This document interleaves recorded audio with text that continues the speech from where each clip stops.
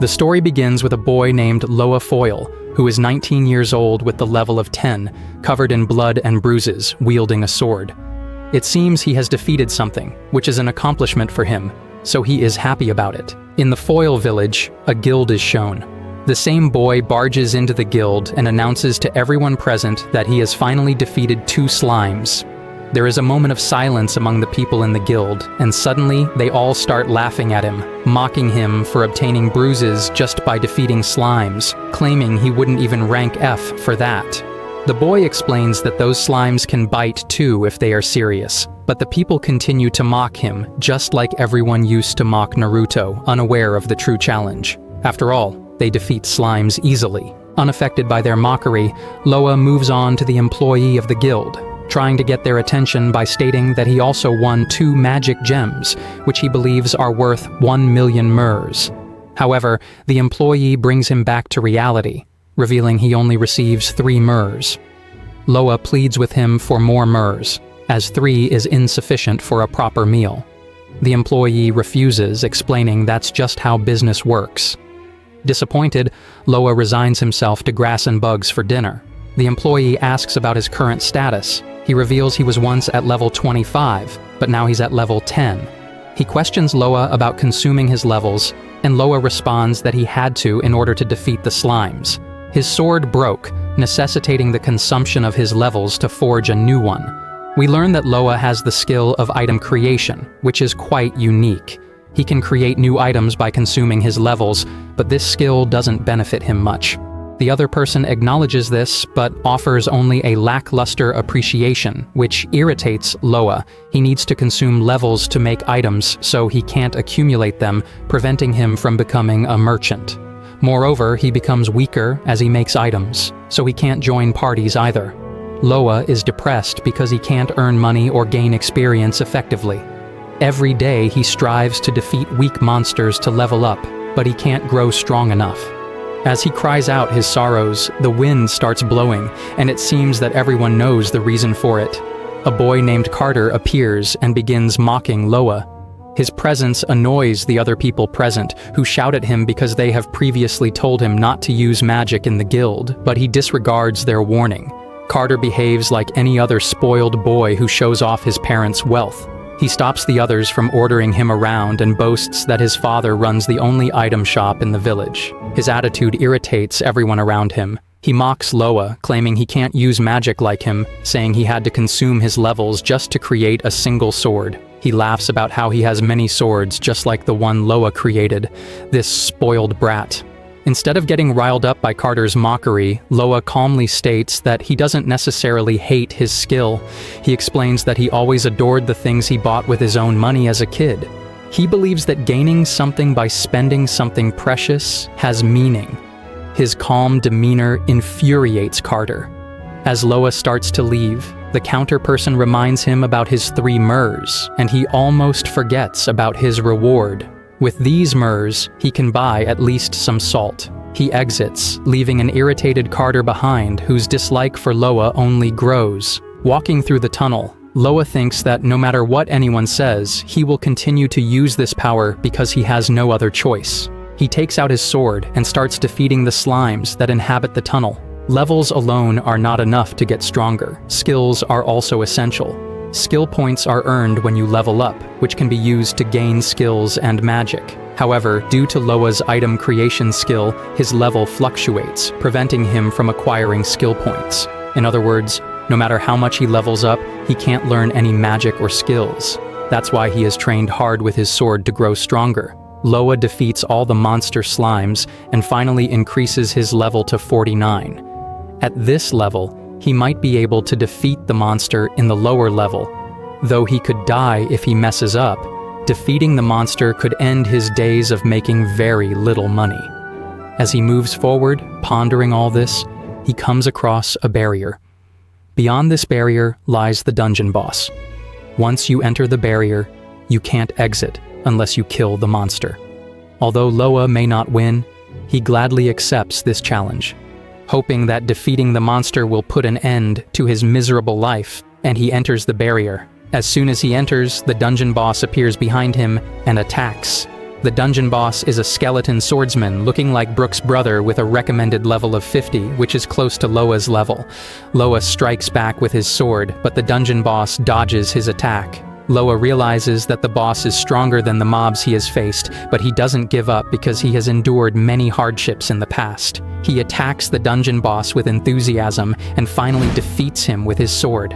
The dungeon boss falls, and Loa can't believe he won. He becomes so happy that he has finally defeated a monster. Suddenly, he gets notified that his level has increased and that he has acquired a new skill called magic creation. The next day, he comes to the guild and places the bag full of gems in front of the counterperson for the exchange. Everyone is surprised to see him bring so many gems with him, and Loa is also happy that he finally gets to eat a proper meal tonight. After a while, Loa is sitting in the cafeteria of Foil Village, enjoying a proper meal. The meal isn't flashy, consisting only of bread, soup, and jerky. But our poor boy has waited many days for this, so he savors every bite with tears in his eyes, making the people around him feel that he is pathetic. While eating, he thinks about the new skill he acquired yesterday after defeating the monster. He tested it out in the dungeon and found it to be a pretty high-quality skill. He is quietly eating his food when the spoiled Carter appears again and starts to irritate him by taking his jerky without permission. Loa shouts a little at him, but then remembers that he should just ignore him. Carter probably thinks he can kick Loa out if he wants. Carter asks him about the news he heard from the guild regarding Loa's many gems. Loa agrees that he got those magical gems by defeating the monsters, but suddenly, Carter grabs his hand and announces to everyone that he received those gems from the shop. He accuses Loa of theft.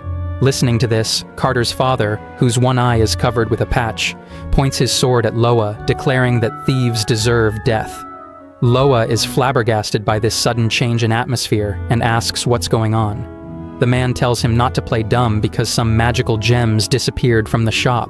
He blames Loa for the robbery. Loa tries to explain himself, but Carter shuts him down by saying that Loa couldn't have obtained all those magical gems by himself. Loa stops him from making false accusations, but Carter suddenly throws all the food on the ground using his wind bullet. He warns Loa not to play dumb, otherwise, the next target will be him.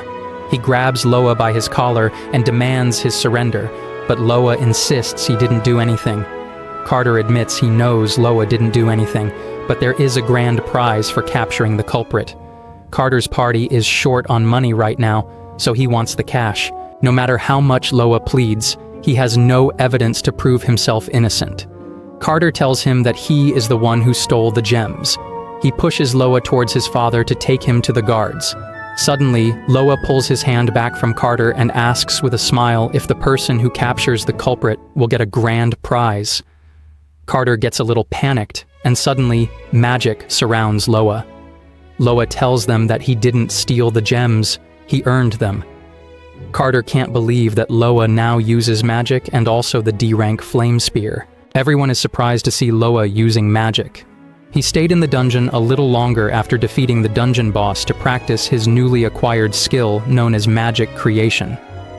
Previously, in the dungeon, when he opened his status window, many new elements about magic creation popped up. There were numerous spell-like names, such as Magic Fireball and Water Cannon, each costing 50 levels and consuming 250 MP. Loa realized that this new skill is similar to his previous skill, Item Creation, since both require trading levels.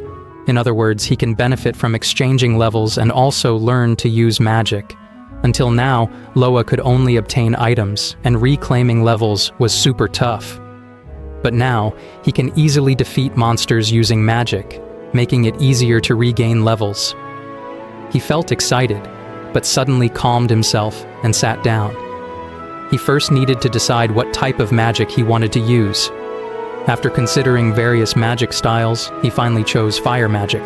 However, since it costs 250 MP, he could only use it once because Loa has about 260 MP. Fortunately, there are many other spells that cost less MP, so he decided to select one called Fire Spear as his first magic, which costs 40 MP. He also utilized all of his other magic levels since spells used daily only cost about 1 level.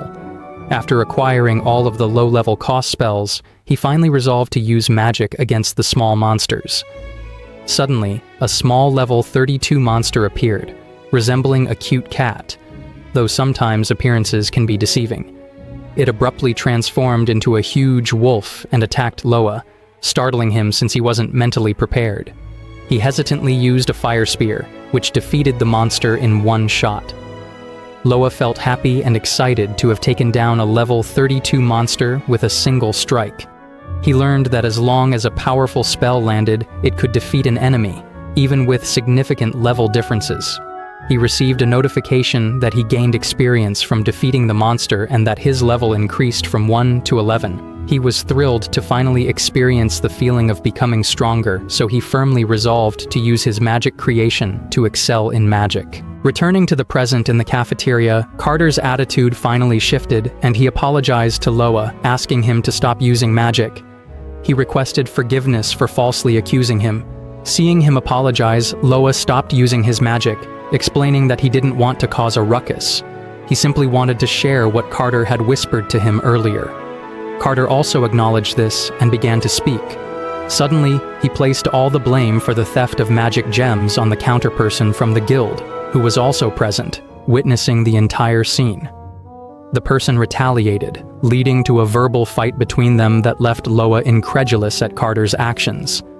Carter cheerfully asked Loa if he was all right, which irked Loa even more, feeling frustrated that Carter had just blamed another person for the theft and lied. The employee of the guild defends himself, stating that he didn't steal anything, but Carter insists on placing the blame on him. He believes he can punish the employee, so he uses his wind gust to attack the innocent man. This action finally infuriates Loa, who stops Carter's magic with his own.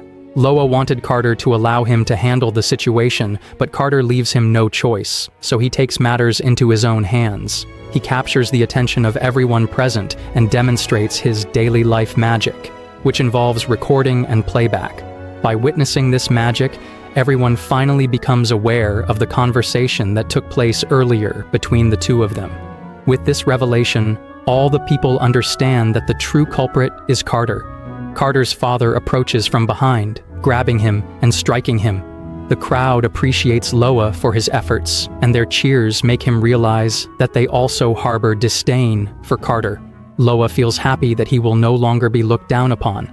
All the people, including the guild employees, gather around him to commend his work. The next day, when Loa arrives at the guild, he notices that the behavior of the people has done a complete turnaround. Some want him to join their party, while others want to fight him. Loa declines their offers, stating that he prefers not to team up with anyone. He believes that joining a party would mean splitting the EXP among members, which would hinder his skill development. He wants to gain experience independently and level up quickly.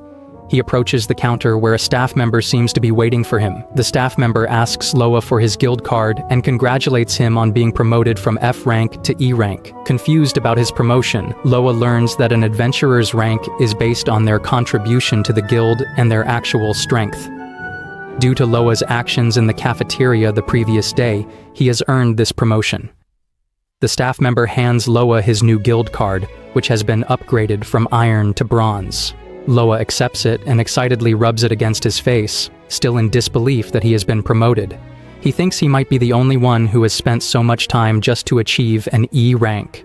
The staff member smiles, remarking that now he won't have to see Loa covered in bruises from fighting slimes. Loa leaves, grinning like an idiot, proudly holding his E rank card. Feeling like an E rank adventurer now, he decides to hunt some monsters. While he ponders this, he overhears some people behind him. He turns around and sees an adventurer party battling goblins. The members of the party are instructing one of their members, named Sonia, to take on the role of the tank. The tank's job is to block enemy attacks. Sonia, who is covered in dirt, listens to their instructions, or rather, their criticisms. Loa observes them and finds their teamwork lacking. He sees Sonia, who is trying to protect her teammate from the goblin, as frail and not suited for frontline combat, but she is doing her best to be the target for the enemy. He cannot comprehend why the other members are getting frustrated with her. He sighs, deciding it's none of his business, and starts to walk away. Meanwhile, a goblin attacks Sonia from behind, catching her off guard. Her teammates try to alert her to the goblin, but it seems to be too late now. The goblin attacks Sonia, and she sees no way out, losing hope as she closes her eyes. When the goblin gets close, suddenly Loa's fire spear magic sends him flying. Sonia is surprised and thinks she has been saved by one of the girls in the party. She thanks her, but the other girl insists she didn't do anything. Our innocent Sonia continues to express gratitude, giving the girl an opportunity to elevate herself. So she proudly accepts it and asks Sonia to bow before her. Observing their interaction, Loa sighs in relief that they didn't notice him and starts to walk away, not wanting them to be angry with him for interfering. He believes all adventurers are prepared for any danger, and since adventurers receive numerous rewards, they would dislike anyone meddling in their affairs. Sonia would have been torn to pieces if Loa hadn't saved her in time. He checks his status window, which indicates he has exhausted a significant portion of his MP. His magic creation hasn't overwritten his prior magic, so he retains 2 unique skills. He can still utilize his item creation skill to its fullest. He employs this skill to create MP restoration medicine, which costs about 20 levels. He originally had 50 levels, but now he only has 30 left. He decides to use the remaining levels to create magic. He crafts an item box that can store between 150 items in an alternate space. He places the MP restoration medicine inside and finds it quite handy. Since regaining MP is challenging due to level consumption, the MP restoration medicine will be useful. Thus, he resolves to continue leveling up and accumulate as many MP restoration medicines as possible. Over the next 3 days, he fights monsters and stores numerous MP restoration medicines. By the 4th day, he had accumulated about 100 MP restoration medicines, alleviating his concerns about his MP. After a while, he descends into the E-ranked dungeon to confront the boss, but pauses when he spots someone he recognizes behind the barrier. Sonia stands there, wielding her shield in front of a massive monster named King Frog, which is at level 120. Loa is taken aback by its size and assumes it is the dungeon boss. The monster lashes out at Sonia with its tongue, which she blocks with her shield. Loa wonders why she is fighting such a gigantic monster alone, despite being part of a party. If she faces it all by herself, she won't win, so he begins to step forward to assist her, but then hesitates, thinking that she is an adventurer and should be equipped for situations like this. After all, he feels the same, as he wouldn't want anyone to help him either, and that's how he got this far. She must be similar if she's determined to become an adventurer. Considering all this, he starts to walk away. His hidden thoughts challenge this belief. At that moment, he too wanted someone to save him, but no one ever came to his aid, and asking for help felt pathetic. He didn't want anyone to witness his weakness, so he carried on. Loa struggles to hold back, but his true self longs to rescue Sonia. Ultimately, he charges at the monster, placing himself between it and Sonia. She is taken aback to see him and inquires about his actions. He responds that he is merely an adventurer passing through and now intends to defeat the monster boss. Right now, Loa is at level 40, so he regrets acting all cool since the monster's level is much higher. He looks back at Sonia, who doesn't seem like she can fight anymore, and now, since Loa has barged in, he has no choice but to fight. Suddenly, the monster boss attacks Loa, and he barely dodges it. If that attack had hit him, he would have died instantly. He thinks about using his magic when suddenly the monster boss eerily brings his eye close to him, which scares him. He needs 4 seconds to activate his flame spear magic, but he definitely can't if the monster keeps attacking at this fast pace. Seeing him in a pinch, Sonia grabs his attention by informing him to attack the monster's stomach because it's its weak point. Loa thanks her for the advice but finds it hard to aim for the stomach using magic. Still, he can do it with his items, so he takes out his MP restoration medicine, but the monster attacks at the same time, breaking the medicine. Loa takes out more medicines while Sonia shouts at him to pay more attention to the attacks, not the restoration. Loa tells her it's fine and everything is going according to plan. He somehow gets close to the monster and breaks the medicine right in front of its eyes, causing it to close them and giving Loa some time. Meanwhile, he activates his flame spear magic in 4 seconds and attacks the monster, finally defeating it. Sonia is a little shocked to see the magic, so Loa explains that he wasn't trying to drink the restoration potions. He was attempting to reduce friction from the floor. He proudly remarks that it's hard to look cool. Sonia expresses her gratitude with tears in her eyes and also points out that he has shards of glass in his back, but our male lead doesn't pay much attention to it. Loa gets notified that he has gained experience by defeating a monster, and his level has also increased from 40 to 70. Loa gets excited to see that he just gained 30 levels. He has acquired the name Loa, the Dungeon Traveler. Suddenly, Sonia collapses behind him, so Loa reaches out to her. Her condition is too bad since she has been fighting way back before Loa came. He takes out his MP restoration medicine and asks her if she can drink. Sonia refuses, saying that it is too luxurious for her, but Loa deliberately makes her drink since it doesn't cost him too much. Sonia feels instantly better and gets up to express her gratitude towards Loa since he saved her twice. Loa acts like he doesn't understand, so Sonia tells him that, seeing his magic, she realized that he is the one who also saved her from the goblin the other day. Loa apologizes for the interference before, but Sonia stops him by saying that she is very grateful to him. Loa introduces himself and also tells her that he knows her name because he heard it from her party. He asks her about her allies, so she tells him that they abandoned her while she was fighting. Loa can't believe it, so she further tells that since she is the tank in the party, only she entered the barrier. When her allies realized that they couldn't defeat the monster alone, they left her behind and went out. This irritates Loa that her allies left her behind, even though they knew that she could die. He asks her why she was paired with them, to which she replies that she has a unique skill named Impenetrable, according to which she can only gain defense skills and no attack skills. That's why she has to fight with the party and has to take even the harshest treatment.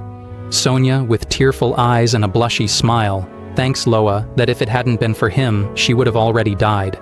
This infuriates Loa so much that Sonia is the same as him. She was also looked down upon for having an inconvenient skill. Even more, she has been treated worse than he. Her allies, or should we say snakes, were only using her as they liked. Seeing Loa silent, Sonia calls out to him, to which he says to her to go back to the village with him. Her allies must be eating there just like nothing happened. Now Loa can't just let this slide. He has decided to teach her allies a lesson for treating Sonia like this. Back in the village, Sonia's allies, a girl and a boy, are sitting leisurely in the guild, discussing how they escaped from the dungeon. With beverages in hand, they mock Sonia for getting stuck with a D-ranked monster. Just as they are teasing her, Sonia arrives with Loa, surprising both of them. The man among them asks how she survived, but the woman interrupts him and begins to cry dramatically. She lunges towards Sonia, claiming she's relieved that Sonia is alive. She convinces Sonia that she was worried and tried to prevent her from crossing the barrier, but Sonia still crossed it.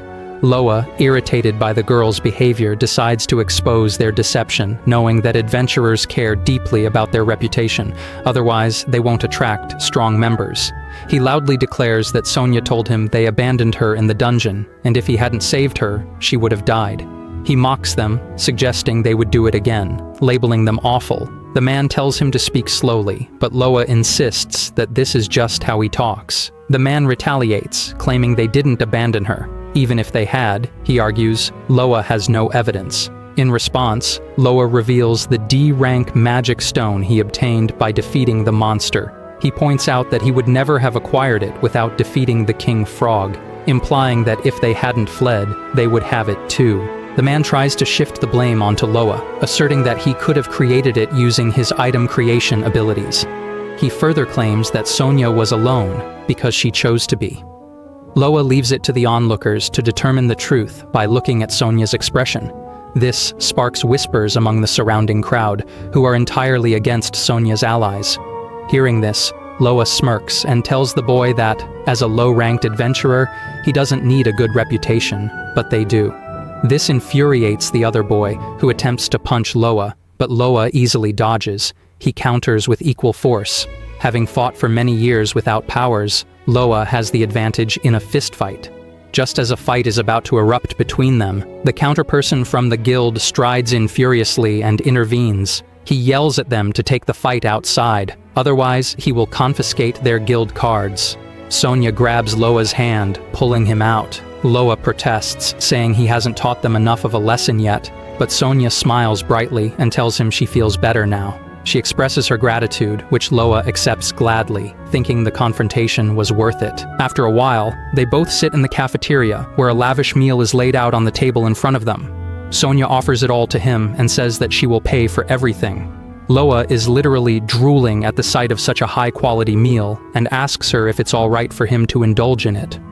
Sonia gladly replies that it's fine since he saved her. Loa digs in, and as he takes a bite, a wave of deliciousness washes over him. Our poor boy has never experienced such good food before. He assumes that Sonia is new to the village, which explains why she doesn't know that he recently learned magic. Until that time, people had laughed at him, and he saved Sonia, thinking she was the same as him. He also tells her that at first, he wanted to leave because he didn't think he had the right to save her. Anyway, he shifts the topic by saying that he'll pay for the meal with the money he received after exchanging the magic stone. After a pause, Sonia says that he still saved her. Even though she is weak, he didn't leave her behind. That's why she feels she has to repay him even more. She tells Loa that if it's okay with him, they can form a party together. Loa is startled when Sonia asks to form a party with him, yet he listens as she explains in a gentle voice that she is a fallen noble who became an adventurer to survive. A shy blush spreads across her cheeks as she says she has built herself up from nothing, and in that sense, she feels they are alike, so she hopes they can journey together. Loa thinks for a moment and admits that their battle with the King Frog showed him how hard fighting solo truly is, while traveling beside a sturdy tank like Sonia would balance offense and defense. Therefore, he agrees to team up, and Sonia gladly accepts, promising to repay his kindness. They clink glasses of wine to seal the pact. The next morning, Loa is sleeping soundly when Sonia barges into his room and announces it is already late, so she will punish him if he does not wake up. She playfully taps him with her shield, causing Loa to shoot upright, baffled to see her standing over him. Startled by her surprise attack, he demands to know why she is there. Sonia cheerfully explains that their rented rooms are adjacent, and, coincidentally, his door was unlocked. Loa groans as he recalls that after exchanging the magic stone last night, he walked Sonia to her lodge only to learn they were staying at the same place. He also remembers drinking far too much. Sonia asks whether he always sleeps in this late, and Loa mutters that he is the sleep in peace type. Grinning, she volunteers to wake him every morning. Loa protests that he does not want another shield tap, so Sonia laughs and says that in that case he should rise early. She also teases that his sleeping face is cute. Watching her leave, Loa surveys the now rumpled bed covers and momentarily regrets the partnership. A short while later, Sonia returns and announces that she has already delivered the party creation form. Because registered members can view one another's status, Loa checks hers. Her full name is Sonia Clark, she is 17, and her level is 65. He is amazed to see her def listed at 500, nearly 8 times higher than his own. Sonia scans his card and praises him for possessing 2 unique skills. Loa seems puzzled, so Sonia explains that she has traveled with many groups, yet has never encountered skills like his. Therefore, she believes he is special. Flustered by the praise, Loa waves it off. Changing the subject, Sonia asks where they will go today. Loa suggests the E-rank dungeon, though he adds that they will only go if she feels comfortable. He explains that the village contains 1 E-rank and 1 F-rank dungeon. If they defeat both bosses, he will earn another title, and he hopes Sonia can gain her first title as well. Sonia, excited, agrees at once. Hearing her enthusiasm, Loa decides to craft a new spell before they depart. At his current level, one option stands out, so he spends 50 levels to obtain Fireball. Sonia watches curiously and asks what he just did, so Loa explains that his item creation skill lets him forge anything by consuming levels. Moments earlier, he had 60 levels, yet after purchasing the spell, he now has only 10, meaning one solid hit could kill him. Sonia gasps at the casual mention of death, but Loa reassures her that he has always worked this way and everything will be fine. Sonia calls his approach bold and vows to intercept every attack aimed at him. Loa smiles, counts on her protection, and together they stride into the dungeon, eager to test his new spell. In the dungeon, 2 monsters attack them. Loa asks Sonia to buy him 4 seconds so he can activate his magic, so Sonia shields him and gathers the monsters on one side. Loa uses the fire spear and kills them in one hit, which impresses Sonia. Loa feels heavy and thanks Sonia, saying it's possible because of her, which makes her feel shy. As they are thanking each other, another monster appears, so they also fight it bravely. After battling many monsters, they finally reach the bottom level. He tells Sonia that she must kill the monster to gain the title, which she acknowledges, but she's confused because the king frog they killed yesterday was a monster. She wonders if there are more monsters. She asks Loa if he knows where the monsters come from, and he doesn't. She then explains that monsters are born from magic particles in the air, and the denser the particles, the stronger the monsters are. It's common to encounter powerful creatures in the dungeon, meaning even though Loa defeated the king frog yesterday, a new king frog might spawn again. Loa agrees, noticing the barrier is back up in front of them. Loa looks at Sonia, who hesitates slightly after seeing the barrier, and he reassures her that he will never run away. Encouraged, Sonia brightens and trusts Loa, and they enter the barrier. There, the king frog appears. Sonia instructs Loa to start chanting while she blocks it. She's determined to defeat it, no matter how many tries it takes. The king frog is even larger than the one they fought before, but their approach has changed. The frog attacks, and Sonia blocks successfully. Loa is impressed that none of the attacks hit him, allowing him to try his new spells without worry, which will take 3 minutes. During this time, Sonia shields him from incoming attacks, while Loa casts his new spell, Fireball, which kills the monster instantly. They are surprised because it took so much effort to defeat the monster before. Loa is happy and realizes they shouldn't underestimate a spell that deals 4,000 damage. He's notified that he defeated a strong enemy, earning bonus EXP, and his level increases from 38 to 58. They high-five Loa for the EXP and Sonia for earning her title. Sonia happily declares that they've accomplished their goals, but their male lead has other motives. He takes out his knife and begins stabbing the monster to collect materials he missed earlier because he was too focused on talking. Boys sure love hunting. As a result, he obtains E-ranked and D-ranked magic stones. Loa stores them in his item box, which Sonia finds very convenient. Loa tells Sonia he is leaving Foil Village tomorrow to challenge a D-ranked dungeon. Back in the village, in the cafeteria, both of them discuss Loa leaving the village. Sonia thinks that it is good for Loa to leave because his strength would be wasted if he stayed. Loa replies that the same goes for her. He is level 78 and she is 82, so both can go for D-rank promotions. Sonia agrees, but suddenly they both sulk, wondering where they will find D-ranked dungeons. Loa also does not know, even after many years in this place. Sonia suggests they buy information from others and also a map, though a map to the dungeon would be rare. Hearing this, Loa says he knows a place where they will find it. He then takes Sonia to the item store, where Carter, who used to be spoiled, greets Loa. Carter shows him respect and offers to show him the most discounted items. The male lead, Loa, has shown Carter his place before, and now, Carter seems pitiful with a completely changed personality. Seeing them chat casually, Sonia assumes Carter is a friend of Loa's, but Loa clarifies that he only comes there when needed. When Carter sees Sonia with Loa, he gets flustered, and finally reveals his true self, saying he is not jealous, but still tells Loa to go and die. Loa asks if they have maps leading to the dungeon, to which Carter rudely replies that they do not, since most adventurers come and take them. Suddenly, Carter's father appears behind them, saying they do have such maps, which cools Carter's attitude. His father shows them a map he used when he was an adventurer. Loa and Sonia are surprised to learn it is handwritten and ask if they can have it, since it seems so valuable. Carter's father responds that he is giving it to them as an apology for his son's stupidity and that it is better for someone strong to have the map. He also tells Loa and Sonia that if they plan to go to the dungeon, it is best to go to the city of Runbelk in the northeast, and they can reach it in 2 days. Loa and Sonia are happy and thank him for the info, mentioning they will leave tomorrow. Carter comments that it will be a lot quieter in the village now, and Carter's father says he will wait to see how much Loa has grown when they meet again. The next morning, Sonia is dragging the sleepy Loa, who says they can also leave a little later, but Sonia insists that it is best to leave in the morning and tells him to walk properly. Loa sighs, saying he is finally leaving the village after going through hell just to gain a skill, and when he finally got it, he questioned why it appeared now. Maybe his hard work is finally paying off. He expresses gratitude toward the Foil village for taking care of him.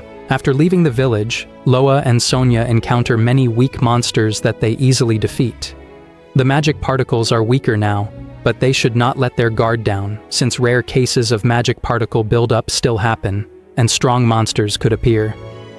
Loa mocks the idea that they would be stronger than the dungeon monsters. As they talk, they suddenly hear someone screaming. Turning around, they see a carriage approaching with a little girl calling for help. It seems a monster is chasing her, so they decide to save her. They think the monster will not be scary, but once they see it, a grisly creature with a level of 130, they definitely regret their assumptions. Seeing the monster, both of them are terrified. Still, Sonia, while trembling with fear, tells Loa that she will distract it while he starts chanting. Seeing her trembling, Loa tells her to calm down because, with this much distance, she wouldn't have to do anything. He uses his fireball magic and kills the monster in one shot. Sonia praises Loa, whose level increases to 80. The girl from the carriage comes running toward Loa and throws herself at him. She thanks him with tearful eyes and says he saved her life. She introduces herself as Masha. She looks like a lowly character. Sonia calls out to her that it is rude to hug someone with a crying face right after they saved your life. She offers Masha her napkin and tells her to wipe her tears, saying she would look much cuter that way. Masha also thanks Sonia for her kindness.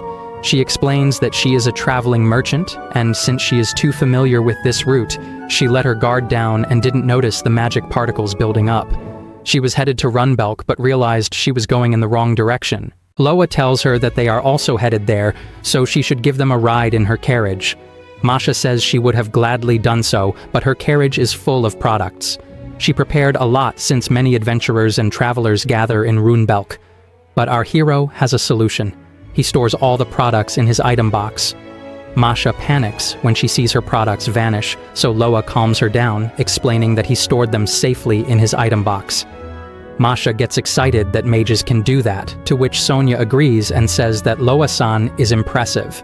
Well, she is our male lead's biggest fan. Loa puts some dry grass on the carriage, makes room to lie down, and begins doing his favorite thing, which is sleeping. Masha gets excited again and comments that mages can get tired after using magic, but Sonia clarifies that Loa is just a sleepyhead. Then both of them also get on the carriage and continue their journey to Runbelk. Sonia and Masha do a lot of things along the way while our male lead keeps sleeping. When they reach Runbelk, Sonia wakes Loa up. Loa gets excited seeing so many people and buildings. Seeing his amazement, Masha assumes this is his first time visiting Runbelk, so she tells him that a lot of adventurers there take on requests. Loa thanks Masha and asks her to stop the carriage, saying they will walk from there. He returns all of her products, which impresses Masha, and she excitedly offers Loa the chance to become a merchant with her. But Sonia is not about to give her Loa away, so she hesitantly declines. Masha bids them farewell and tells Loa to promote her shop when he becomes a stronger adventurer. After a while, Loa and Sonia reach an inn and decide to stay there. Sonia suggests that they share a room to save money, but Loa refuses, saying that even if it is more expensive, he will take 2 rooms. Sonia insists that she is fine with sharing 1 room, but Loa declines again, saying he wouldn't be able to sleep because of her cuteness. Being called cute by Loa flusters Sonia. The employee at the inn, who is watching them, gets annoyed and tells them to move along if they are just going to flirt, so Loa gets the keys. He assures Sonia that they will earn back the money they spent on the inn by going to the dungeon tomorrow, so she doesn't need to worry. Sonia's dream of sharing a room with Loa is crushed, so she sulks.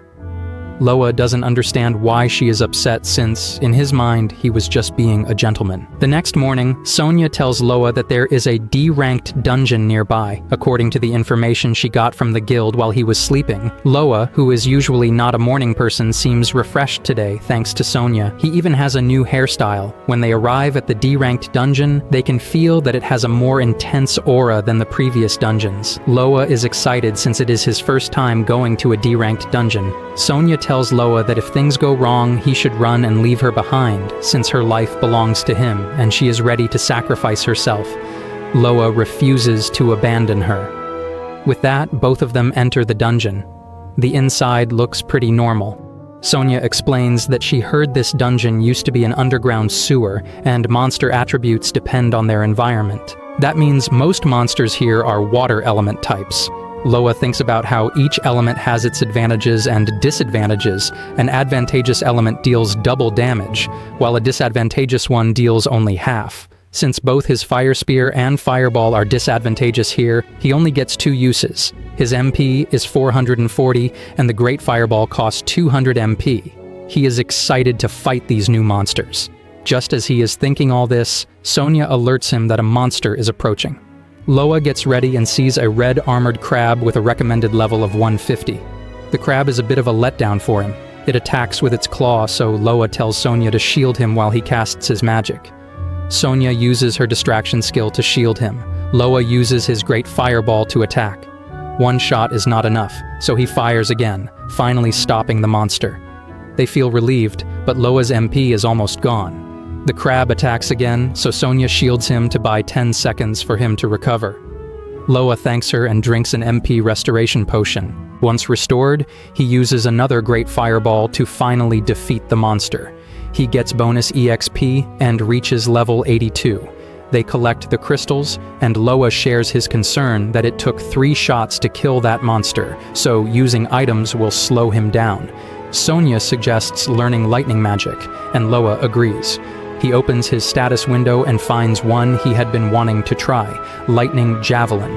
It costs 150 MP and requires level 50.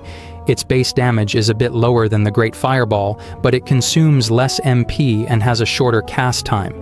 Since it is an advantageous element here, it should help.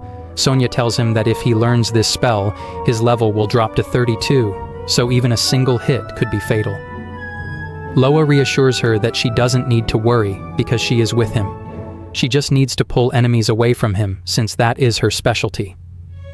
Sonia gets happy and thanks him, giggling at the compliment. Loa acquires the Lightning Javelin skill and they head deeper into the dungeon. Loa and Sonia head deeper into the dungeon. Sonia notices that it is getting darker the further they go, so she scoots in closer to Loa and cutely says it might be dangerous. Loa says they should watch their step and brighten the place, using his light magic so she doesn't get scared. Sonia is a bit disappointed, but scoots in again, saying it is cold and they should stay close. But Loa solves that too. He uses firewood to start a fire and makes tea to warm up. Sonia's attempts to get closer to Loa keep failing. Sitting sadly, she takes a sip of the tea and finds it delicious. She asks Loa what it is made of. Loa tells her he bought it from a farmer using his own money, thinking the former noble, meaning Sonia, might like it. Sonia is impressed and comments that Loa is actually a gentleman. Loa asks what she means by actually, and Sonia replies that it is because he is always a sleepyhead. While they are talking, a monster appears. It is a squid-like creature that targets Reijus, people with romantic partners, and has a recommended level of 155. It grabs Sonia with its tentacle. Loa quickly uses Lightning Javelin to defeat the monster in one shot. His level increases to 55. He is happy about the level jump and low casting time. Sonia thanks him and compliments his new magic. Loa explains that it does have weaknesses and doesn't deal as much damage as the Great Fireball, so he will have to choose wisely during battles.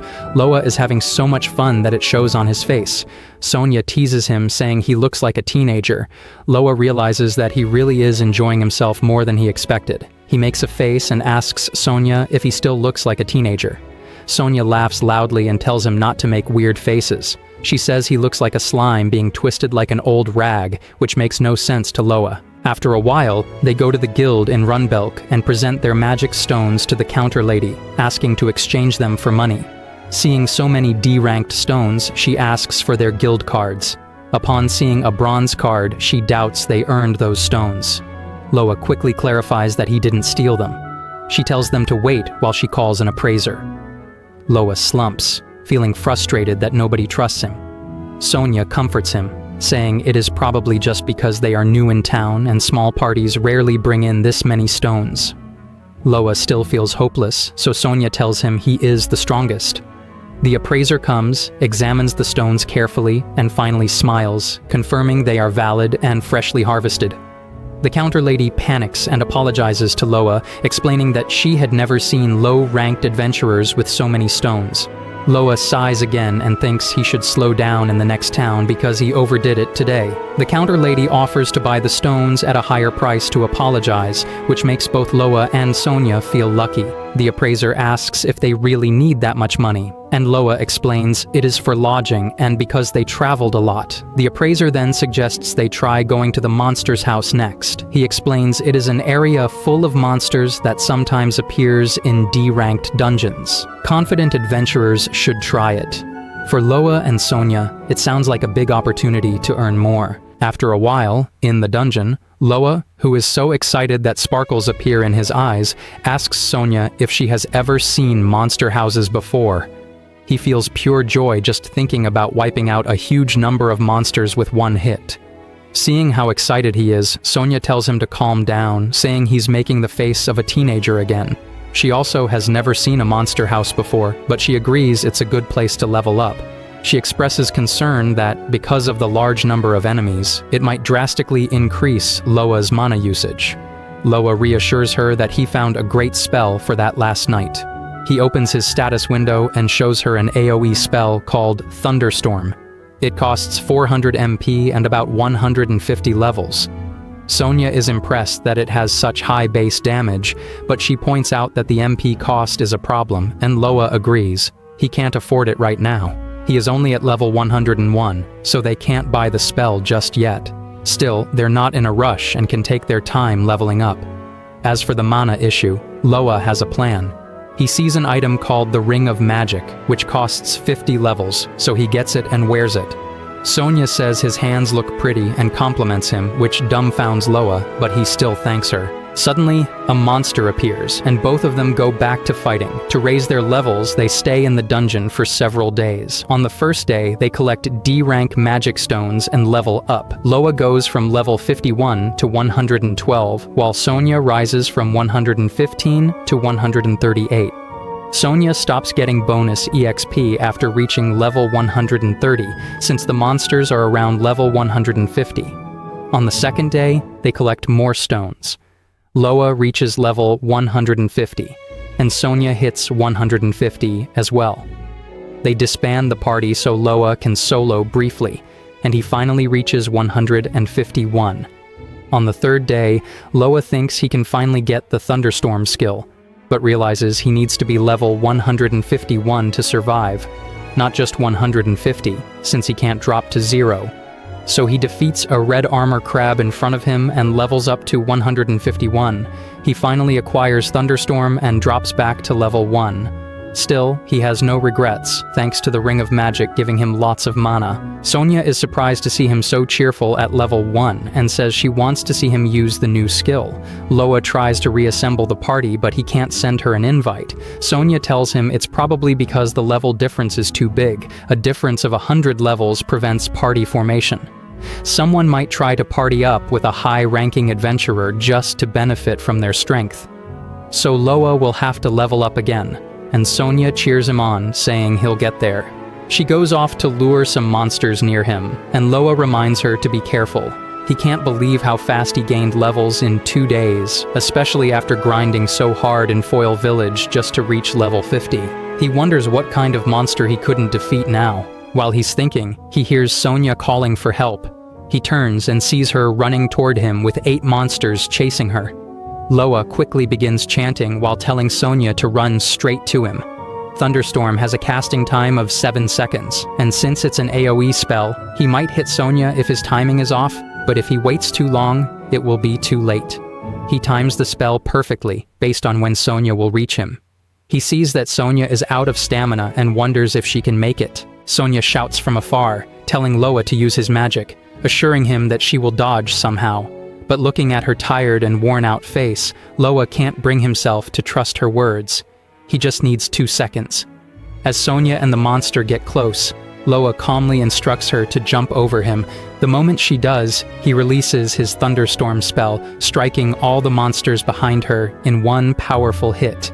Sonia watches in shock as they all fall instantly. Suddenly, Loa gets bombarded with a series of notifications. He has defeated a giant monster, and his level has shot up to 110. Both of them are stunned.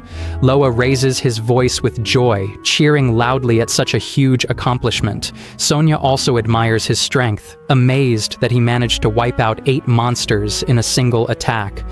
Loa is glad Sonia is unharmed, especially because she rarely makes mistakes like this. Sonia explains that she thought Loa could handle them all, so she got a little too confident and ended up drawing too many monsters. Loa brushes it off casually, telling her not to worry about it because in the end everything worked out for the best. He earned a ton of EXP, and the loot is incredible. He starts putting all of it into his item box. With a soft smile and flushed cheeks, Sonia says that cleaning a house would be really fun if it were with Loa. Loa tilts his head in confusion, not really getting what she means. Suddenly, a voice echoes from deeper in the dungeon, calling for help. Without wasting a moment, Loa and Sonia dash in the direction of the voice. They find a man surrounded by monsters, desperately fighting to stay alive. Spotting Loa and Sonia, the man calls out to them, asking for help. He admits that he got too reckless and now he's trapped and unable to escape. Loa and Sonia quickly decide to step in. Loa asks Sonia to lure the monsters to a certain distance, since he now has a clear understanding of the radius of his area of effect spell. Sonia does exactly that, and Loa unleashes his magic once again, wiping out all the enemies in one single blow. The man is left speechless, his mouth hanging open at the sheer power Loa just displayed. Loa rushes over to him, asking if he's injured or bleeding. The man, still stunned, thanks him repeatedly and stares at Loa, noticing all the notification screens hovering around him, showing his recent level-ups. Unable to hold back, the man shouts in disbelief, prompting Loa to calmly tell him to relax. Loa and Sonia are sitting with the man from the dungeon in the cafeteria. The man breathes out in relief, thankful to be alive, and offers to treat them as thanks. He tells them to eat as much as they want. He is covering the whole meal. With teary eyes and a deeply moved heart, Loa digs into the delicious food in front of him. The man introduces himself as Eric, a D-rank adventurer. Sonia introduces herself politely and then introduces Loa. Eric eyes Loa's thin frame and jokes that although Loa looks frail, he must be crazy strong, probably a C-rank at least, considering how powerful his magic was back there. But when Loa casually tells him that he's only E-rank, Eric almost chokes on his food. He stares in disbelief and asks Loa if he is new to adventuring. Loa answers that he's been doing it for a while now. Sonia tries to explain that Loa's situation is a bit complicated. Eric listens, looking confused, but not judgmental. He doesn't seem like someone who would look down on them. He just genuinely can't wrap his head around it. Loa shifts the conversation and asks Eric if he had a party with him earlier in the dungeon. Eric answers that he used to have one, but they kicked him out for not meeting their expectations. After that, he tried going solo and ended up getting overwhelmed. Loa doesn't know what to say since it's a pretty common story for adventurers. Eric looks down, muttering that maybe his prime days are over. Sonia jumps in and tells him that it's not the end, but just the beginning. Eric laughs and jokingly asks if she'd like to join him in forming a new party. Sonia immediately and bluntly refuses. He laughs again and says he was just kidding. Eric then begins talking about how lots of D-rank adventurers quit when they hit a wall. He says he has decided that he's done playing around. Instead of risking his life in dungeons every day, he wants to open a workshop and make tools. Loa supports the idea and adds that he might still gain EXP from doing that kind of work. Loa also asks Eric if he has been in Runbelk for a long time and whether he knows what kind of monster the dungeon boss is. Eric says he's never made it that far, but he guesses the dungeon boss has to be at least C rank. He warns Loa that if he wants to take down such a boss, he'll need a spell strong enough to beat it in a single hit. Eric suggests they take on more guild commissions and raise their ranks first. He warns them not to stand out too much. Strong adventurers easily become targets, especially from shady people in the guild. Loa responds that he is used to shady types, thinking back to Carter. Eric laughs and teases him, saying Loa has a face that naturally attracts trouble. Loa pouts a bit, clearly annoyed, and with that exchange, their night ends with a good meal and warm laughter. The next morning, Loa wakes up feeling groggy after a deep sleep. As he stretches, thinking back on the previous night, he hears the soft rustle of movement beside him. He turns his head and freezes. Sonia is sleeping next to him. Loa's eyes widen, and he stares in shock, completely stunned. Sonia shifts slightly in her sleep and, half awake, smiles when she sees him, thinking she's dreaming. Loa sits up with a jolt, startled and unsure what to do. He quickly checks, and both of them are fully dressed.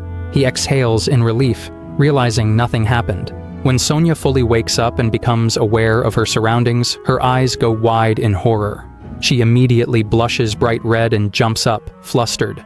Loa tries to explain that he thinks she carried him back to his room and fell asleep too, because she must have been exhausted. Sonia, clearly mortified, realizes it wasn't a dream. Without another word, she rushes out of the room like a whirlwind, slamming the door behind her. Loa stares at the door, completely confused. He honestly thought he was being a perfect gentleman. He mutters to himself that he really doesn't understand girls. Later that day, they head to the guild. At the counter, the receptionist lady greets them cheerfully. She mentions that Eric told her all about how they saved him using their magic. She also teases that it must have been quite the night for them. Loa looks away awkwardly while Sonia glares.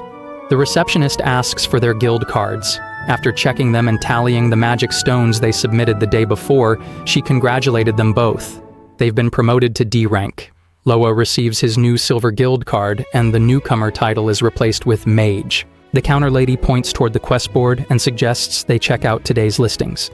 As they approach the board, Sonia spots one that stands out, a Monster House Subjugation mission.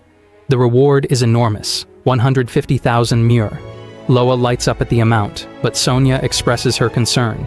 The mission is located 6 floors deep in the D-rank dungeon, which they haven't explored yet. Loa brushes off the worry and says he's fully loaded with levels today. He decides to take the quest. Just then, a group of adventurers walks up to them. One of them says that the Monster House quest is already theirs.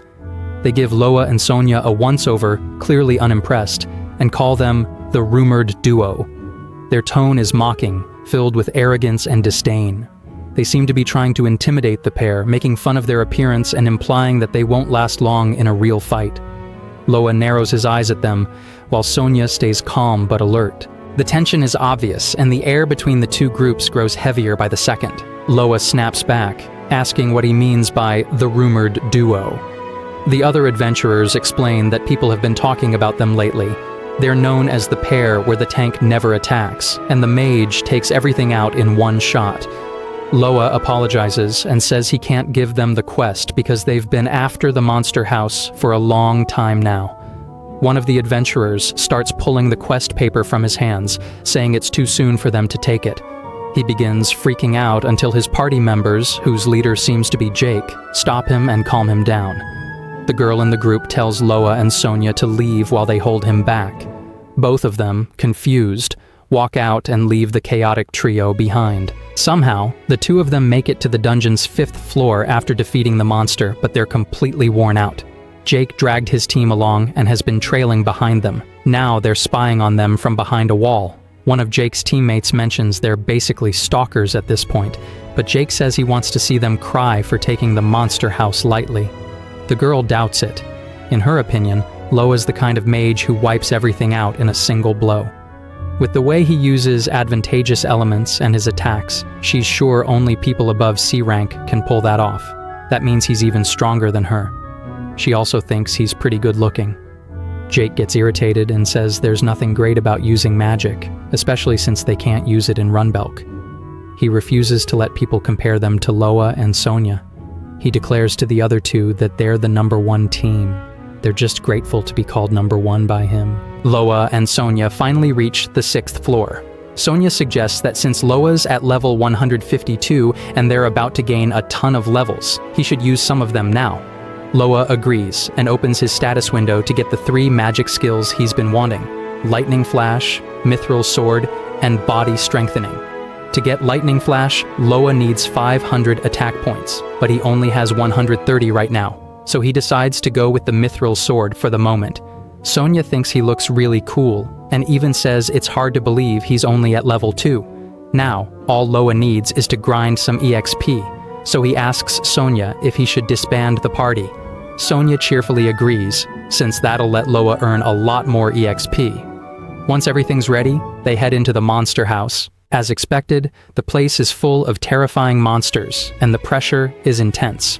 Sonia tells Loa to try wiping them out in one hit using AoE magic, or else they'll be in big trouble due to chant time and MP costs. Sonia says she'll protect Loa with everything she's got, but he tells her to run if it ever gets that bad. With that, he shouts at the monsters to come at him. The Stalker trio is stunned by how boldly he's taunting the monsters. Jake gets nervous about what's going to happen, thinking the monsters are so dangerous that Loa won't even leave bones behind. Finally, after 7 seconds, Loa casts Thunderstorm at the charging monsters. The massive attack wipes them out in one blow. Jake is left speechless, trying to figure out who Loa really is. After defeating so many monsters and leveling up, Loa feels a kind of happiness he has never experienced before. He can feel the power flowing through him as his level reaches 170. Sonia praises him for gaining so many levels in one go and shows him the materials they collected from all the monsters. Loa is also happy, but since they cannot carry everything, they decide to take only the rarest ones. The stalking trio still cannot believe that Loa defeated an entire monster house in a single attack. According to Jake's partner, no one in Runbelk can use magic like that. He tells Jake that even though it is frustrating, they have to accept this loss because Loa and Sonia are clearly the best in the city right now. Jake gets irritated and says he is not going to accept it. He decides to challenge Loa to a duel. His partner tries to stop him by saying that Loa and Sonia are on a completely different level. But Jake insists that since they know this dungeon better than anyone, they might be able to win if they use the rules to their advantage. He starts imagining himself as the strongest and calls himself a genius. His partner sighs and calls him a musclehead. He feels helpless because Jake is not listening. He explains that if they challenge them to a duel, the rules will be decided by others, and causing problems could lower their reputation and scores. Jake finally listens and asks Dory, their female party member, if she is okay with the idea. Dory is completely lost in her admiration for Loa, while Loa and Sonia walk away without picking up the rest of the materials. This chaotic trio is something else. Loa and Sonia make it to the guild for the item exchange. Other adventurers are already talking about how they cleared an entire monster house. Sonia quietly tells Loa that she can feel everyone staring. Loa reassures her by saying they are becoming famous now, and after defeating a monster house, people are going to talk for a few days. He then points to their rewards, which total 120,000 for the magic stone and materials, and 150,000 for the quest, making 853,000 in total.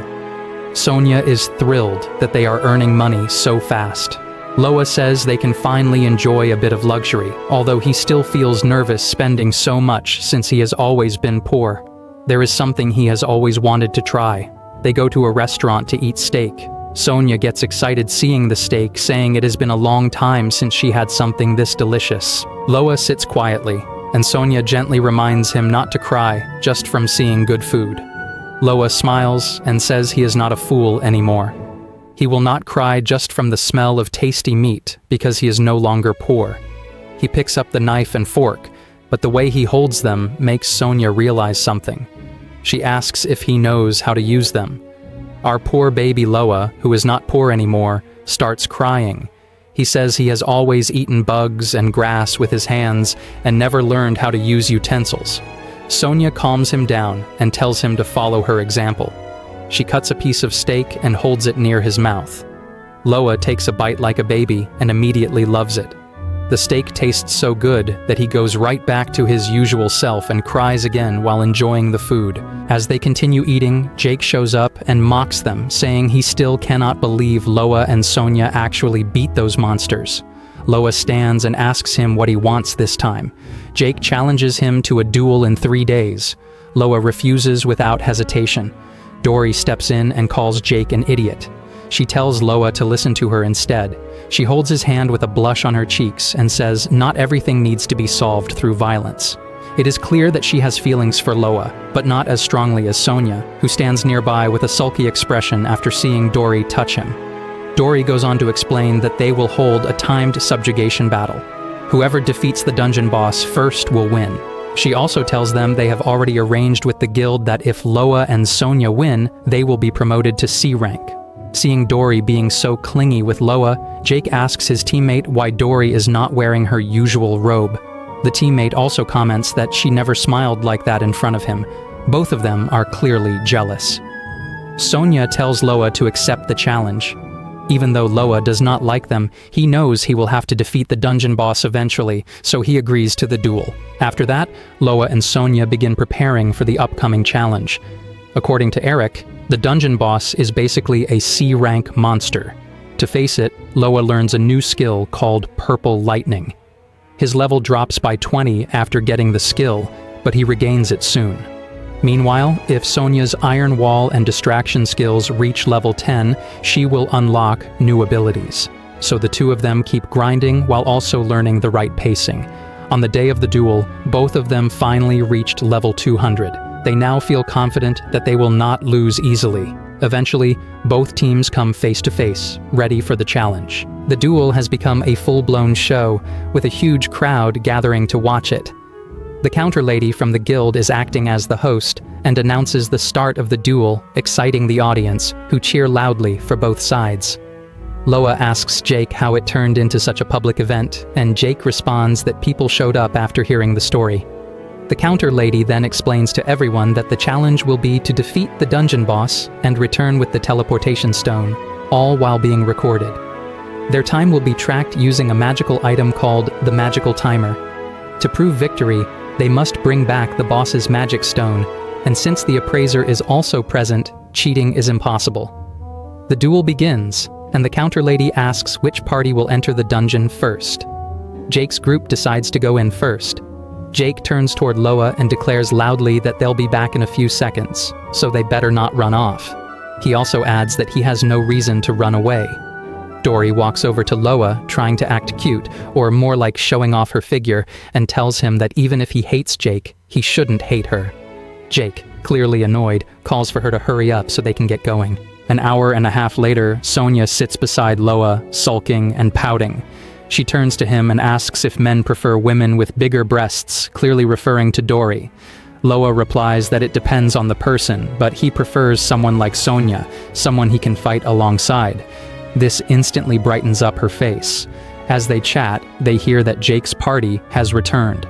Their completion time is 1 hour and 32 minutes, which is much faster than the usual average of 2 hours. The crowd cheers for Jake, who glances back at Loa and Sonia with a smug expression, saying that beating their time will not be easy. Hearing this, Loa and Sonia remember that they reached the lower floor yesterday in just an hour, so as long as they don't mess up, they still have a solid shot at winning. Inside the dungeon, they battle through monsters at a smooth and steady pace.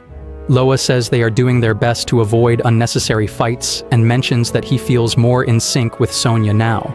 Sonia agrees and says they reached the floor faster this time, so they definitely have a chance to win. Still, Loa reminds her not to relax just yet because they haven't defeated the dungeon boss. Sonia flashes a bright smile and tells him she will show him how reliable she can be.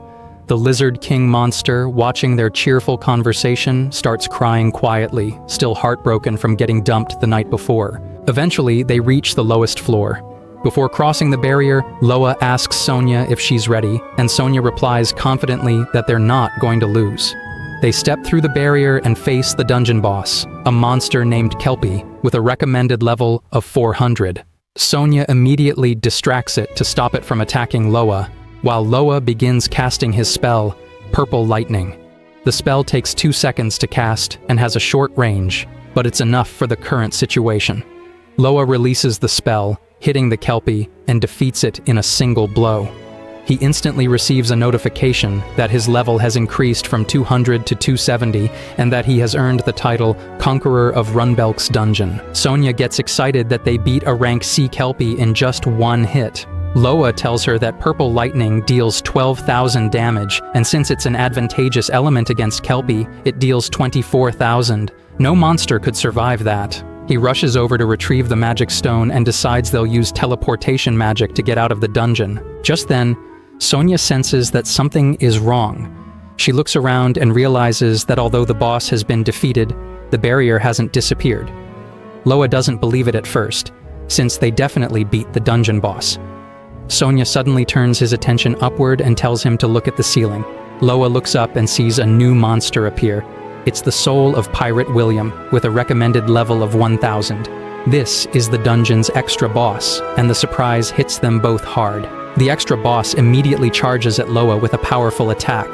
Sonia tries to use her distraction skill to protect him, but she's shocked to see that it has no effect on the monster. Despite her effort, the boss continues targeting Loa. It swings its sword at him, but Loa manages to dodge the attack. Outside the dungeon, the counter lady announces that 45 minutes have passed, yet Loa and Sonia have not returned. From behind, Jake comments that they must have been defeated by now. Dory sharply responds that they would not be beaten that easily. The two begin arguing, and to distract them, the counter lady offers to tell a scary story while they wait. Changing her tone and creating a spooky atmosphere, she explains that aside from the dungeon boss, there is an extra boss that appears only when someone meets a specific condition. That condition is very difficult to trigger, and the extra boss is incredibly powerful. Those who have seen it have only prepared themselves for death. However, there has never been a report of this extra boss appearing in this dungeon. Jake, now clearly frightened, suddenly yells at her to stop scaring him.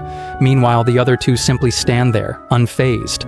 Inside the dungeon, the extra boss swings its sword at Loa, who barely manages to block the strike. Despite the block, Loa's body is in pain due to his current B-rank status. Even worse, their teleportation magic is not functioning, meaning they must defeat the boss to activate the teleportation stone. For someone at level 270, facing a boss with a recommended level of 1,000 seems nearly impossible. From behind, Sonia shouts at Loa to create some distance and hit it with Thunder Javelin. Loa follows her suggestion and casts Thunder Javelin, but the monster easily dodges the attack, shocking both of them. In a flash, the monster ducks low and kicks Loa in the stomach, sending him flying into the wall. Watching Loa get hit, Sonia immediately steps in front of him to protect him. With the monster's attention now on her, she urges Loa to recover while she buys him time. Loa is heavily injured and down to only 120 HP, and it was just a single kick. He had expected difficulty against a magic-resistant enemy, but this might be a true test. If he cannot overcome this, then relying on magic alone will not take him to the top. He recalls that Eric once mentioned many people give up around rank D. Loa, however, has climbed all the way from the bottom. He is no stranger to struggle and does not plan on giving up now. He begins analyzing why his attack missed. One possible reason was the distance, and the second was casting directly in front of the monster. Even if he were to move to the blind spot, the monster could counter. In that case, no matter how quickly he casts a follow-up spell, he would be killed before completing it. This tells him that chant time is no longer the issue. He has to withstand the monster's attacks and fight at close range with a sword. Loa gets back on his feet and draws his weapon. He feels relieved, knowing he has a spell suited for this type of combat. Body strengthening. First, he uses his item box to retrieve some potions and restores his MP. He spent 200 levels learning the new skill, and now it is time to put it to use. He activates body strengthening, which triples his strength to the maximum. This significantly boosts both his attack and defense stats. The spell costs 10 MP per second. At the current multiplier, it becomes 30 MP per second, meaning he has 34 seconds of enhanced strength. He takes a deep breath, calming his nerves. He tells himself that it will be fine because he is not alone. Sonia is there and can help him recover his MP. He calls out to her, asking for cover as he switches to close combat. Sonia is taken aback by his sudden change in strategy and questions his decision, but Loa is already committed. He moves to face the monster directly. This moment marks the start of a close-range battle between a level 270 and a level 1000. The battle between Loa and the monster begins. Both of them swing their swords at each other, but neither manages to land a solid hit. Loa's strikes are not connecting well, but at least he is not getting hit himself, which is a relief. He launches another attack, and with some effort, he finally lands a shallow cut. Even though it is minor, it gives him a small sense of hope. Despite the danger he is in, Loa realizes he feels a thrill from the fight. The monster strikes back, but this time Loa successfully blocks the blow. Still, he notices his MP is starting to run low, and he would really prefer to recover before things get worse. Suddenly, the monster appears behind him, aiming for a surprise attack. Loa is caught off guard, but before the strike can land, Sonia rushes in and blocks the attack using her skill called Distraction. Surprisingly, this time the skill works. Sonia urgently tells Loa to recover quickly, warning that she may not be able to hold the monster's attention for long. Loa thanks her and praises her for perfect timing. As he drinks a potion to restore his MP, he sees that Sonia is starting to look worn out. They will need to end this soon. Loa begins to notice patterns in the monster's movements. Once he finishes recovering, he charges toward the monster again. The monster sees him coming and moves forward to attack as well. Loa predicts that the monster will try a precise, high-accuracy hit. As the monster swings, Loa ducks at the last moment. Spotting an opening, he strikes upward with his sword. Just as the monster reaches out to grab Loa's weapon, Sonia appears behind it and grabs hold of the monster, locking her arms around it to keep it from moving. She calls out to Loa to begin his chant. At that exact moment, the monster manages to break free from Sonia's grip and turns its sword on her. Sonia takes the hit and is injured, forcing her to let go. The monster immediately shifts back toward Loa to counterattack, but now it is already too late. The 2 seconds required for the spell have passed. Loa casts Purple Lightning, striking the monster cleanly through the center. After landing the finishing blow, Loa looks down at the defeated boss and confidently asks how it feels to be taken down by a D-rank adventurer. Loa and Sonia finally defeat the monster. Sonia sits next to Loa, crying and saying she's just glad he's okay. Neither of them can believe they managed to beat a D-ranked boss. According to Loa, the magic creation skill is completely broken, and Sonia's bold move helped save him too. Since he took down a D-rank enemy while only being level 70, he keeps receiving notifications about leveling up. Sonia, smiling, remarks that because he was only at level 70, he's likely getting an insane amount of EXP. Loa says he's eager to see where his level-ups stop. Sonia compliments not just his magic, but also his swordsmanship, asking where he learned it. Loa says he learned the basics as a low-level adventurer. Sonia is amazed that he picked up that level of skill from the basics alone. She says if he put his mind to it, he could become an amazing swordsman. Loa shakes his head and says doing 2 things at once would split his focus. Besides, magic is more interesting to him than simply swinging a sword, and he still believes he can reach the top using just magic. After the intense fight, Loa is clearly exhausted. They sit there holding hands, a small but sweet moment between them. Sonia gently tells him to lie down since they still have a little time left, but he says the floor is too hard. Suddenly, Sonia blushes and places his head in her lap, saying he can lie down for just 5 minutes. Our shy girl is definitely blushing now. Loa tells her she's a little stiff, and Sonia bashfully tells him not to worry about it. At this point, Loa has reached level 470 and gained the title Captain for defeating the pirate William Gid, the dungeon's extra boss. Outside the dungeon, the counter lady announces that the magic timer has stopped and they've returned. Their completion time is 1 hour and 29 minutes, 3 minutes faster than Jake's team. Jake can't believe it. He insists they know this dungeon better than anyone, so he asks Loa if he really beat the boss and demands proof. Loa, clearly tired of Jake's drama, silently holds up the magic stones. Jake's expression changes when he sees that there are 2. The appraiser steps in and takes the stones for examination. He immediately notices that one is not like the usual C-rank kind. Jake laughs, assuming this proves they're fakes, but his confidence vanishes when the appraiser says both are real, and one of them is a B-rank magic stone. Jake is left stunned. According to him, no B-rank monsters exist in this dungeon. Furious, he asks Loa what he did. Loa casually replies that he defeated the extra boss. Everyone is shocked. The counter lady grabs Loa by the collar, saying he has to be kidding. She insists that the extra boss only appears under strict conditions and that most people believe it doesn't even exist. Sonia asks her to explain the conditions. She lists them. A party of 2 or fewer, reaching the bottom floor in under an hour, defeating the dungeon boss within 30 seconds, and landing no more than 3 hits on the boss. She adds that no one has ever done this, and even she has only heard rumors. Proudly, Sonia replies that Loa did all of that. Loa reminds her not to make it sound like he did it alone. Dory and her party member are equally stunned. Dory walks up to hug Loa, clearly impressed, but Sonia jumps in and keeps her from getting close to him. She's not letting another girl take her guy. Jake's teammate, seeing Jake looking down, tries to comfort him. He says that while it's frustrating, they have to accept they lost. Jake, overwhelmed, suddenly starts crying, man tears, which honestly must have been terrifying for Loa and Sonia. Jake walks up to Loa, holds out his hand, and says he acknowledges his strength. He apologizes for how he acted before. Loa remembers Carter and compares the two. Jake feels different. He shakes hands with him and says he enjoyed the competition in the end. Suddenly, people crowd around, throwing offers and compliments. Jake clears a path for him, telling everyone they're drinking together tonight. Dory walks up to Loa, lowers herself a little flirtatiously, and asks if they should go out. Loa awkwardly glances around and replies that he'd rather go home and sleep. Sonia, stepping in once again, keeps Dory at a distance. Surrounded by cheer and praise, Loa reflects that all of this feels pretty good. Later that night, Loa is asleep in his room when Sonia knocks on his door and softly asks if he's awake. Getting no response, she enters and walks over to where he's sleeping. She's in her nightwear and looks beautiful. She sets a blanket down on the couch and quietly comments that Loa must have forgotten to lock the door again because he drank too much. She gently pats his head, thinking he must have been really tired today. Sitting on the floor next to him, she starts talking softly.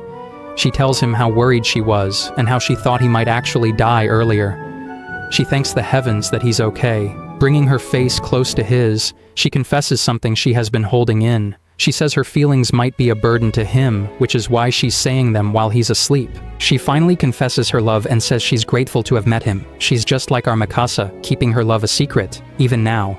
The next day at the guild, Loa and Sonia are informed that they've been promoted to C rank and finally receive their new guild cards, now made of gold. Loa tears up with joy and, eyes wet, turns to Sonia and says he finally did it. Sonia giggles and points out that his bedhead has totally ruined the glorious look they should have had for their promotion. While sitting at the dining table, Loa asks why Sonia didn't come wake him up, since he ended up sleeping until noon. Sonia flusters, starting to say something about his sleeping face before stopping herself and instead saying she was just tired. Trying to shift the conversation and hide her embarrassment, she asks what their plans are for the day, now that they've cleared the Runbelk dungeon. Loa thinks it over and points out they've already earned their titles and accomplished everything this city had to offer. He decides it's time to head to the next dungeon and also brings up the idea of buying an earth dragon. Sonia doesn't quite follow, so Loa excitedly explains that when adventurers used to visit Foil Village, he often saw them riding earth dragons.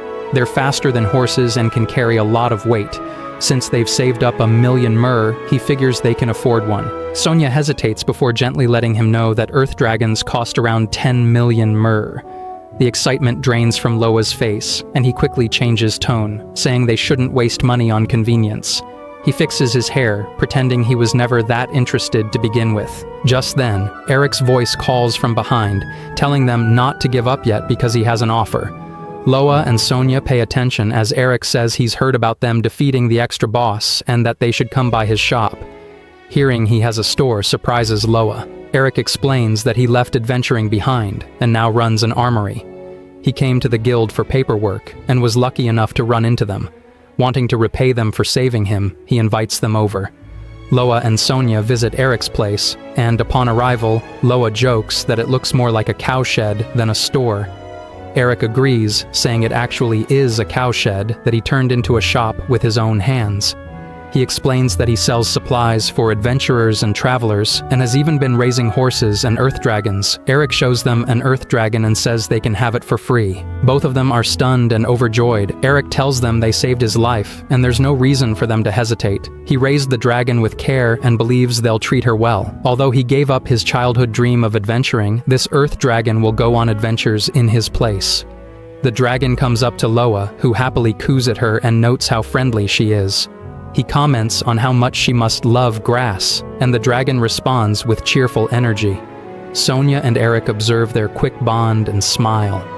Eric tells Loa he can name her anything he likes. Loa considers for a moment, recalling that she made a yow sound. With great enthusiasm, he declares her name as Yaoyo Rose Kingdom Inferno Stroganoff Victory Justice. Sonia and Eric immediately shout that the name is way too long and hard to pronounce. Sonia, joining in the silliness, suggests Caramel Strawberry Extra Whip Choco Sauce Chan. Realizing this is going nowhere, Eric settles on Yao as a proper name. Loa hugs the dragon and adds Kingdom to it anyway, deciding to call her Yao Kingdom. Eric chuckles and says he'll deliver any equipment Loa needs later, reminding him that an adventurer can never be too prepared. The next day, everyone gathers to see Loa and Sonia off. Dory is crying, asking Loa why he's leaving already, and even offering to trade places with Jake. Sonia calmly replies that she doesn't like Jake, saying it seriously but still managing to look adorable. Seeing the large crowd, Loa asks Jake why so many people showed up. Jake says it's because Loa has become quite popular in the city. Of course, Jake and his team are also famous. In his usual confident way, Jake tells Loa that next time they meet, they'll win. He tells him to stay safe and avoid injuries until then. Eric reminds them to take good care of Yao, and Loa sincerely thanks him for everything. Loa climbs up on Yao and then helps Sonia get on as well. As the dragon starts walking, Loa feels joy at how smooth and exciting the ride is. Everyone waves and cheers as the two of them finally depart from Runbelk. After traveling some distance, Sonia notes how quiet it feels now. Loa says the people of Runbelk were very kind and bets they'll meet more people like that ahead. Looking up at the sky, Loa tells Sonia he's glad they met back in Foil Village.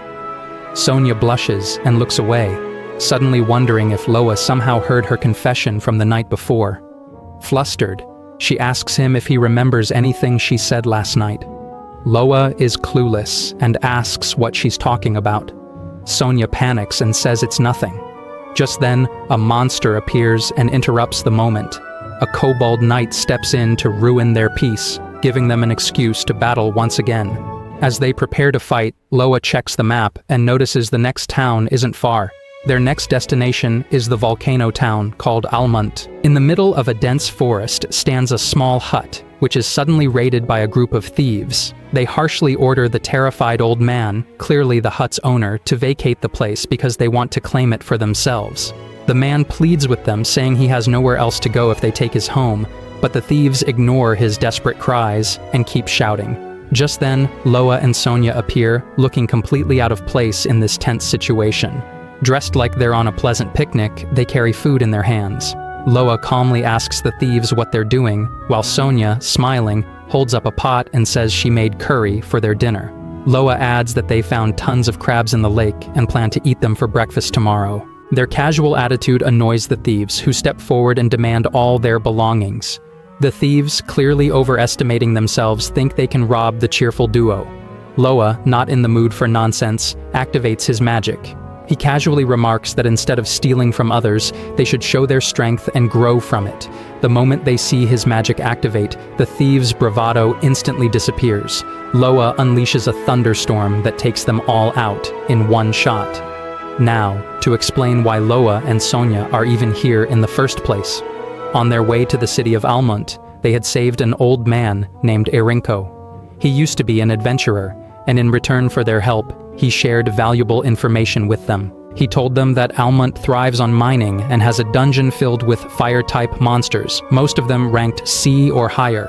The dungeon itself used to be an old mine, so it still contains traps meant to stop robbers. On its lowest floor resides a massive flaming wolf, ranked B, known as the Volcano Hound. After hearing all this, Loa realizes they will need water-type spells to handle the monsters. He also tells Sonia they'll need spells that can help them deal with traps. Sonia agrees and informs him that after their battle with the monster pirate William Gid, she gained new skills.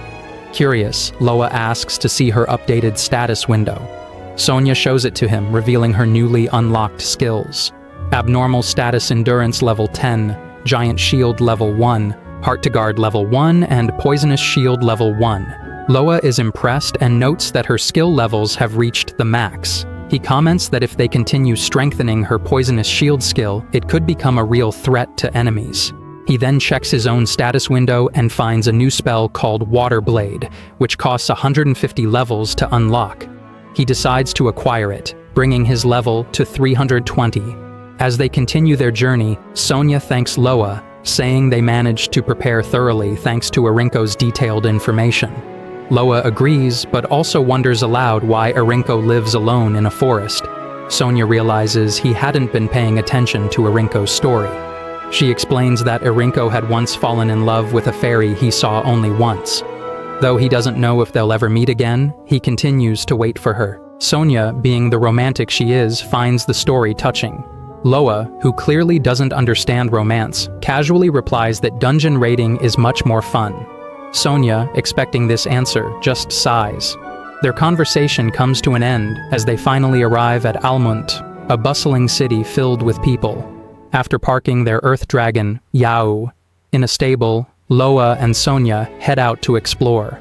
Loa remarks on the city's unique scent. Sonia explains that it comes from the hot springs, which the city is famous for. That's also why the inns were so expensive. Loa realizes this and sulks a bit, annoyed that they could only afford one room. Sonia, however, is delighted, happily saying that saving money is always good. Brushing that aside, Loa reminds her to keep her posture straight as they're about to enter the dungeon. They've accepted a request from the guild to retrieve heat-bore leather, with a reward of 30,000 myrrh. Loa feels a mix of excitement and anxiety about what a C-rank dungeon will look like. Soon enough, they're inside the dungeon. A heat-bore charges at Sonia, who skillfully lures it toward Loa. Loa uses his newly acquired Water Blade spell and defeats the monster with ease. Sonia praises him, and Loa stands there, staring at the fallen beast. Sonia asks him what's wrong, and he says his level didn't go up, which surprises him. He suspects the monster's subjugation level matched his own, so he gained no experience. Sonia giggles and notes that Loa used to level up after every fight. Loa replies that it does feel weird, but it's probably because until now, they've mostly fought monsters stronger than them. Sonia then becomes more serious and warns him that monsters will grow stronger as they descend deeper into the dungeon. Plus, there will be more traps. As she walks ahead, explaining the dangers, she steps on something, triggering a trap. Smoke suddenly spreads all around them, and she falls to the ground. Loa quickly asks if she's all right. When the smoke clears a bit, Sonia responds, saying she's fine, it's just random smoke. But as the view becomes clearer, Loa sees Sonia lying on the floor, her clothes completely gone except for her undergarments. Loa freezes, stunned and silent, while Sonia seems completely unfazed. The logic of the situation makes no sense to Loa, and he's left speechless. Seeing Sonia sitting there in just her innerwear, Loa doesn't know where to look or what to say. Feeling awkward, he nervously tells Sonia that she's a good girl, so she should stay calm and listen carefully. He quickly adds that the smoke is still swirling around and that he really can't see anything. He gestures for her to hurry up and gather the things that just flew off. Sonia, still unaware of her current state, glances down and then suddenly realizes the situation. She panics, shouting out in embarrassment, asking where her equipment had disappeared. Seeing her in such a flustered state, Loa starts getting flustered as well. Neither of them has any idea how this happened, but clearly, the smoke was a trap that strips away one's gear. Sonia, still blushing hard, mutters that she should have at least worn cuter underwear. Loa nearly overhears that part, but his brain decides to lag at just the right moment. Sonia jumps up and grabs her scattered clothes, quickly telling Loa not to look while she dresses. Just then, as if things weren't bad enough, a monster appears, an awkward-looking turtle with a perverted expression. It waddles close, staring way too intently at Sonia. Sonia, caught in the middle of dressing, freezes at the shameless gaze of the turtle. Loa reacts quickly, launching an attack from behind using body strengthening and a water blade. The strike defeats the turtle easily. With his face turned away, he tells Sonia to finish dressing while he checks the battle results. Sonia, grateful, gets dressed while Loa keeps his eyes respectfully averted. Once Sonia is fully dressed and the monster dealt with, they leave the dungeon. On the way out, they talk about how they've finally completed today's request. However, there's a definite awkwardness lingering in the air from earlier. Trying to shake it off, they make small talk about how dangerous the traps are. Both of them are clearly trying to reset the mood. Loa apologizes, admitting that he thought he could avoid the traps by observing the area properly. He reveals that he recently acquired a skill called the Ring of Detection, which cost him 150 levels. He admits he should have made it earlier, but now is better than never. He decides to make one for both of them. Sonia looks a little worried about the level cost, but Loa assures her that he can regain it quickly. For him, preventing more equipment mishaps is worth it. He crafts the rings, and when Sonia receives hers, she smiles sweetly, saying it's beautiful and thanking him sincerely. Later that day, back at the inn, Sonia steps into the open-air bath. She stretches and sighs with contentment, soaking in the warm water after their long journey. She notes how relaxing it is and thinks that the high cost of the inn must be due to this bath. Although she had told Loa she would use the bath in the morning, she couldn't wait. She giggles to herself about the day's events until she notices a figure in the mist. Her eyes widen when she realizes it's Loa in the women's bath. She screams and demands to know why he's there. Loa, calm as ever, explains that many public baths in these areas are mixed, and as a former noble, she probably didn't know that. Sonia, now at her wit's end, slaps a hand to her face, tired of being seen in awkward situations again and again. Meanwhile, in a quiet part of the forest, a girl adventurer is seen speaking to Arinko. She seems surprised to hear that someone defeated the thugs in the area. Arinko tells her that he owes his life to a young mage and a girl with a massive shield. He adds that they seem much stronger than they look. The girl becomes intrigued. Although she came only to arrest the thugs, now she's curious about the pair. She declares that if they're truly as strong as they sound, she'll test them in combat herself. And if they pass, she plans to scout them for knighthood. The next morning, Loa and Sonia are seated inside the guild hall of Almont. Loa cheerfully mentions that a lot happened the day before, so they should collect themselves before heading into the dungeon again. Sonia, however, sits with her eyes closed, quietly reflecting on her embarrassment. She calmly replies that everything that happened yesterday was due to her own clumsiness, and then she opens her eyes, only to immediately shout in horror. Right in front of her sits a weird, utterly unappetizing dish that looks so disturbing, Sonia visibly shudders just at the sight. Loa, completely unaffected, excitedly explains that it's a special dish called volcanic yam worm sauté.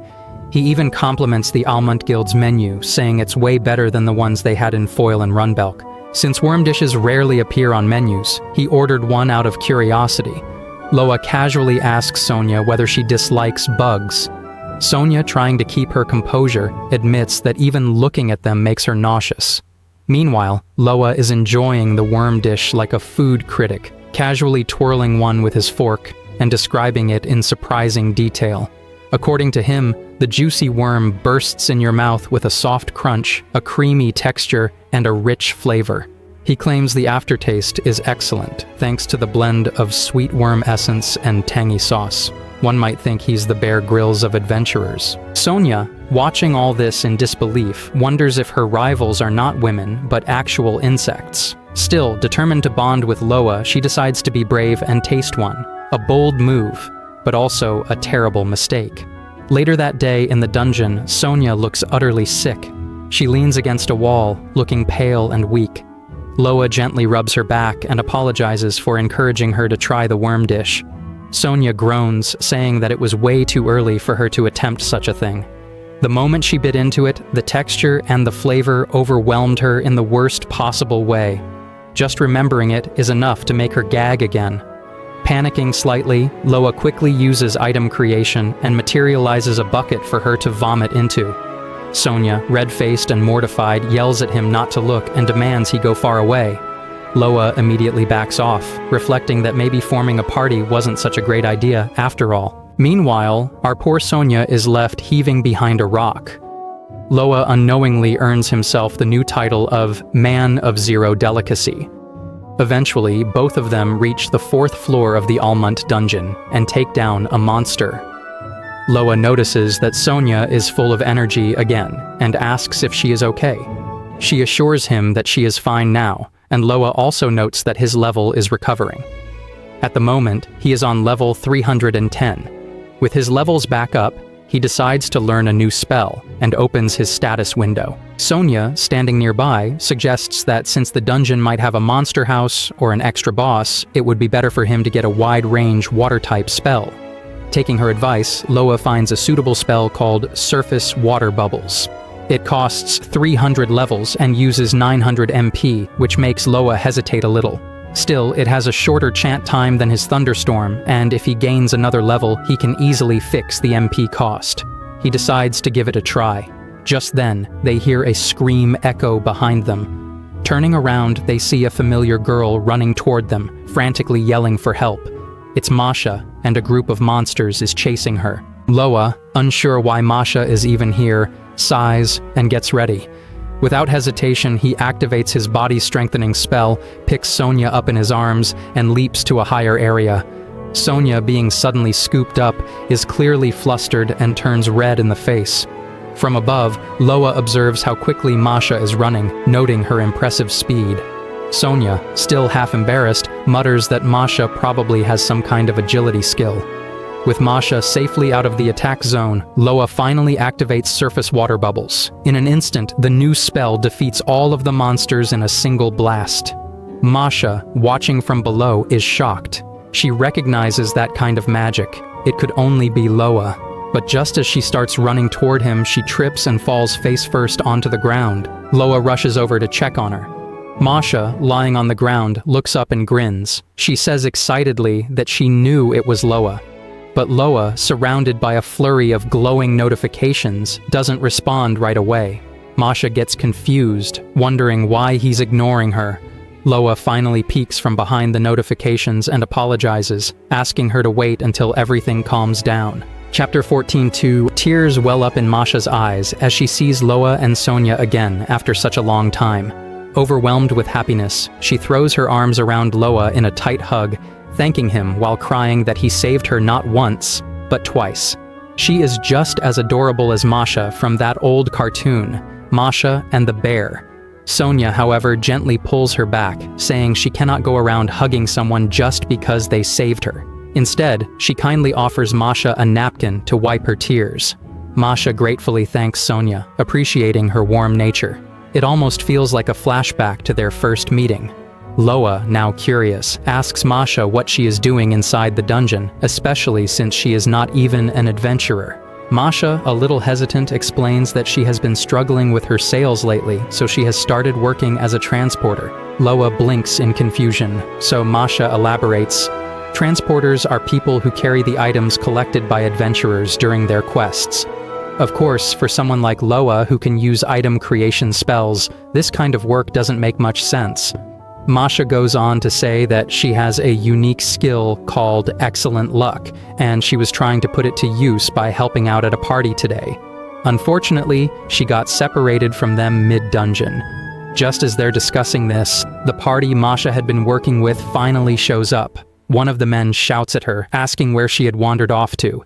He complains that if she disappears like that, they won't be able to carry out their work properly. Masha quickly bows and apologizes sincerely, but instead of accepting her apology, the man tells her that since they didn't find anything valuable today, they won't be paying her at all. Masha looks a little downcast, but still nods and accepts their judgment quietly, admitting that she lost track of them and it was her own fault. The man acts as if he's doing her a huge favor and says they won't fire her just yet, but any future pay will depend entirely on her performance. Loa quietly observes everything, noticing that something seems off. If Masha really had been left behind, she should have been able to catch up with them easily, considering how fast she is.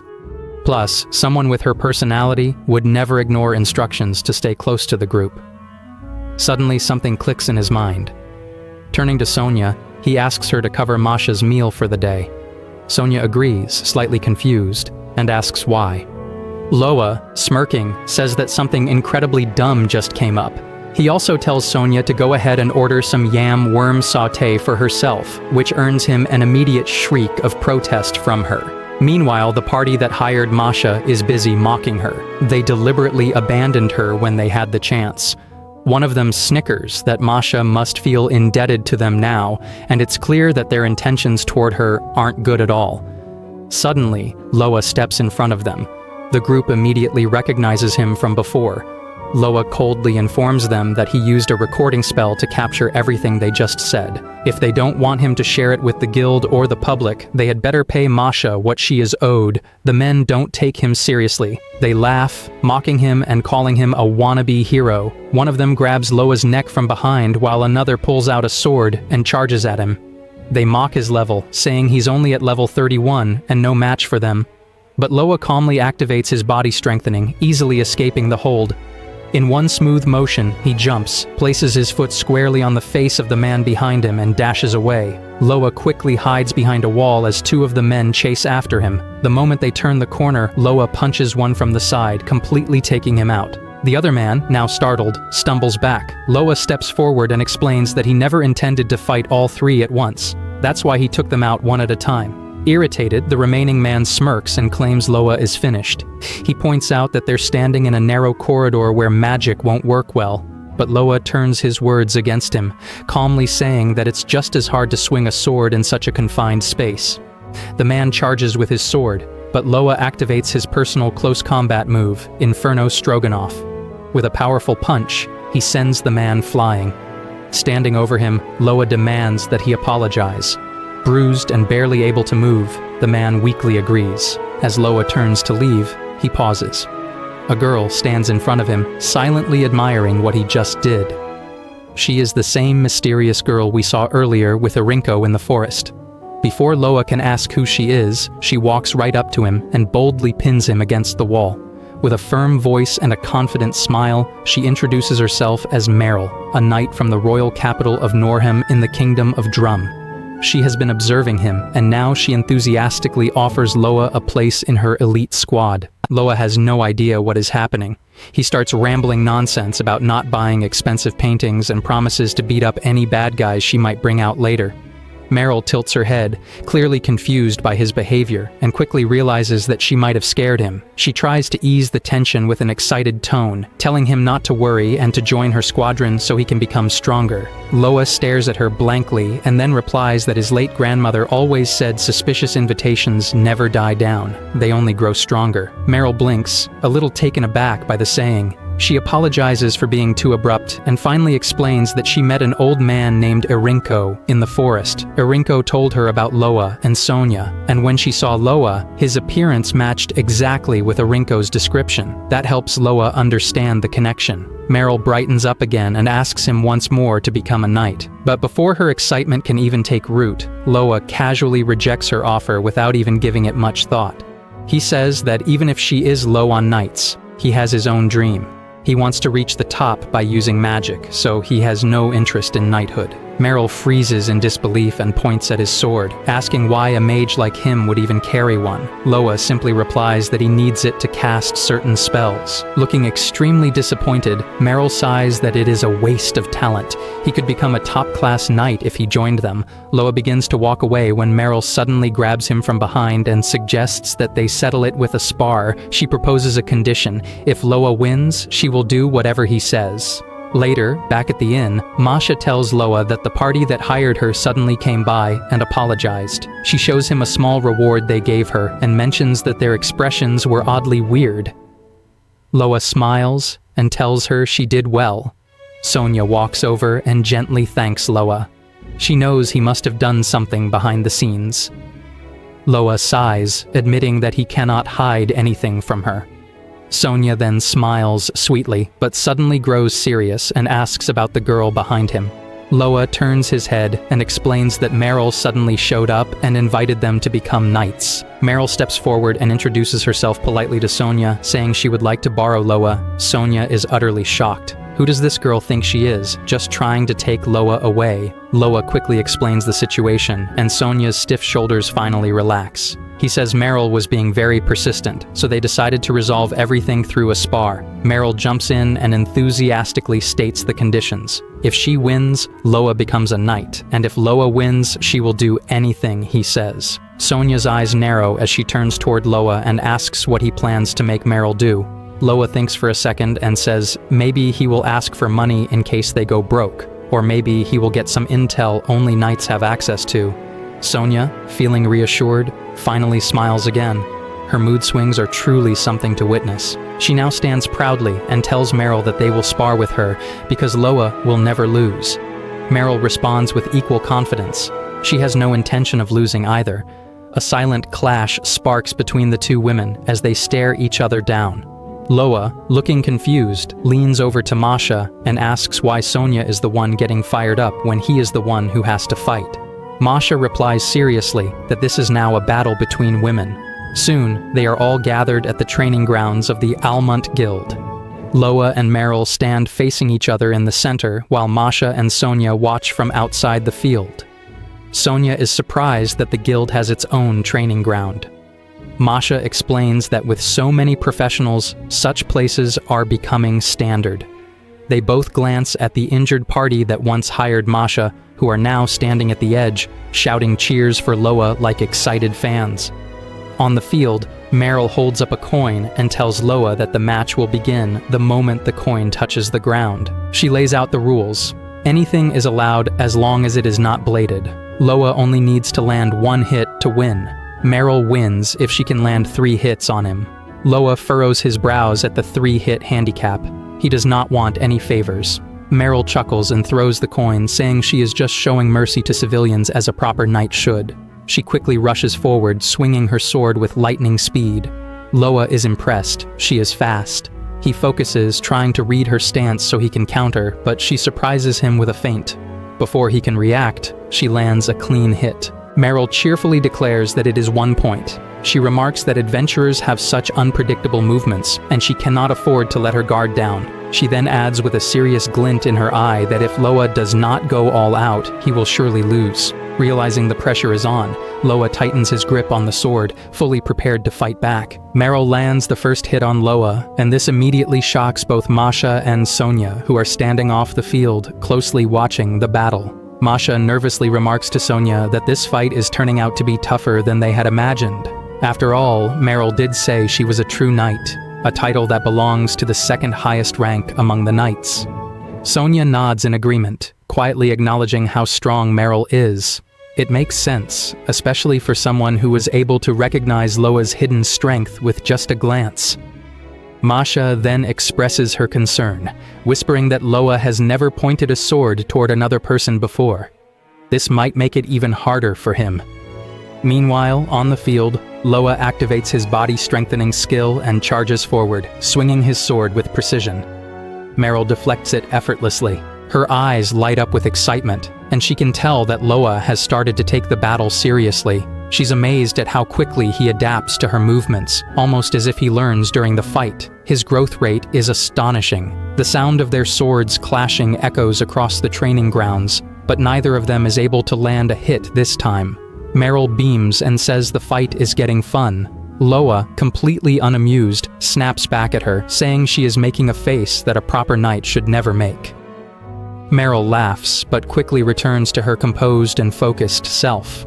Loa looks at her, slightly overwhelmed, and silently admits that knights are terrifying, and he really doesn't want to become one. Using this small break in their conversation, Loa pulls out a mana recovery potion from his item box. As he drinks it, Meryl curiously asks if that too is made through magic. He confirms it and adds that he was nearly out of mana. But now, Meryl's playful tone fades. She warns him with a sharp look that she is not going to give him another chance to recover. Gripping her sword tightly, she charges forward.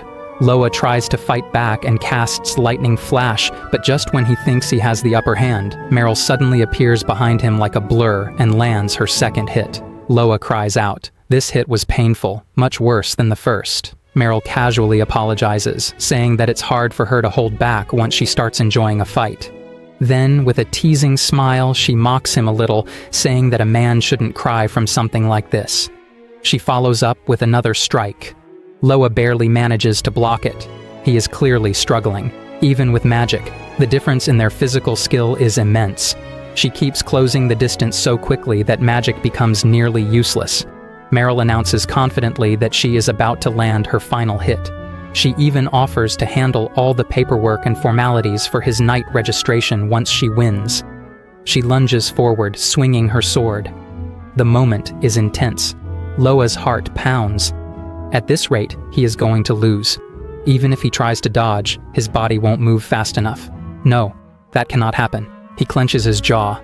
He still has countless adventures waiting for him. He is not here to become a knight. He is going to reach the top through magic. That is his one and only path. He has nothing but his magic, and that is more than enough. His focus sharpens so intensely that suddenly a new notification appears in front of him telling him about the activation of the magic creation effect. Something within him changes in that instant. His aura becomes completely different, calm, sharp, and composed. Meryl's sword is about to land its final blow when Loa, without hesitation, disappears from his spot and appears behind her, his sword already mid-swing. With a smooth strike, he knocks the sword right out of Meryl's hand. She gasps, stunned. Loa lands his first hit. There is a moment of silence before the injured party from earlier erupts into cheers. Their voices fill the entire battlefield, praising Loa for landing a strike on a second-class knight. Meryl, still in disbelief, looks at Loa and asks what he just did, how he avoided her attack and responded so fast. Even Loa doesn't fully understand it himself. He stares at his hand, stunned, as he quietly wonders where this sudden power came from.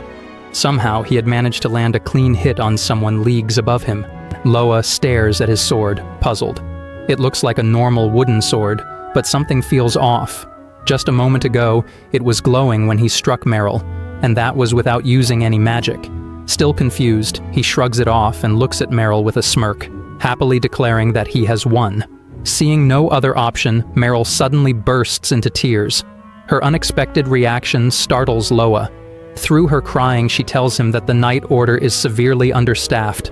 They are working so hard that their skin is drying out, and all the new recruits quit almost instantly. Loa, unsure how to respond, awkwardly tries to comfort her. Meryl insists that she will do anything Loa asks. It is a promise. Loa, sweating at the intensity of her words, replies that he does not need anything right now and will save that promise for later. Still teary-eyed, Meryl continues pleading with him to give her some kind of command, even saying she would sacrifice her paid vacation days for it. Poor Loa is overwhelmed. He politely asks her to rest instead. Just then, Sonia rushes over and jumps into Loa's arms, excitedly asking him how he managed to pull off such incredible moves. She praises him while standing way too close, making Loa flustered. He thanks her but gently points out that she is a bit too close. Realizing it, Sonia gets embarrassed and hides her face, quickly stepping back. Masha approaches them and says that Loa was moving like time itself had frozen. She also noticed that his sword looked enchanted. With shining eyes, she asks him what exactly he did. Loa, still unsure himself, says that he does not know.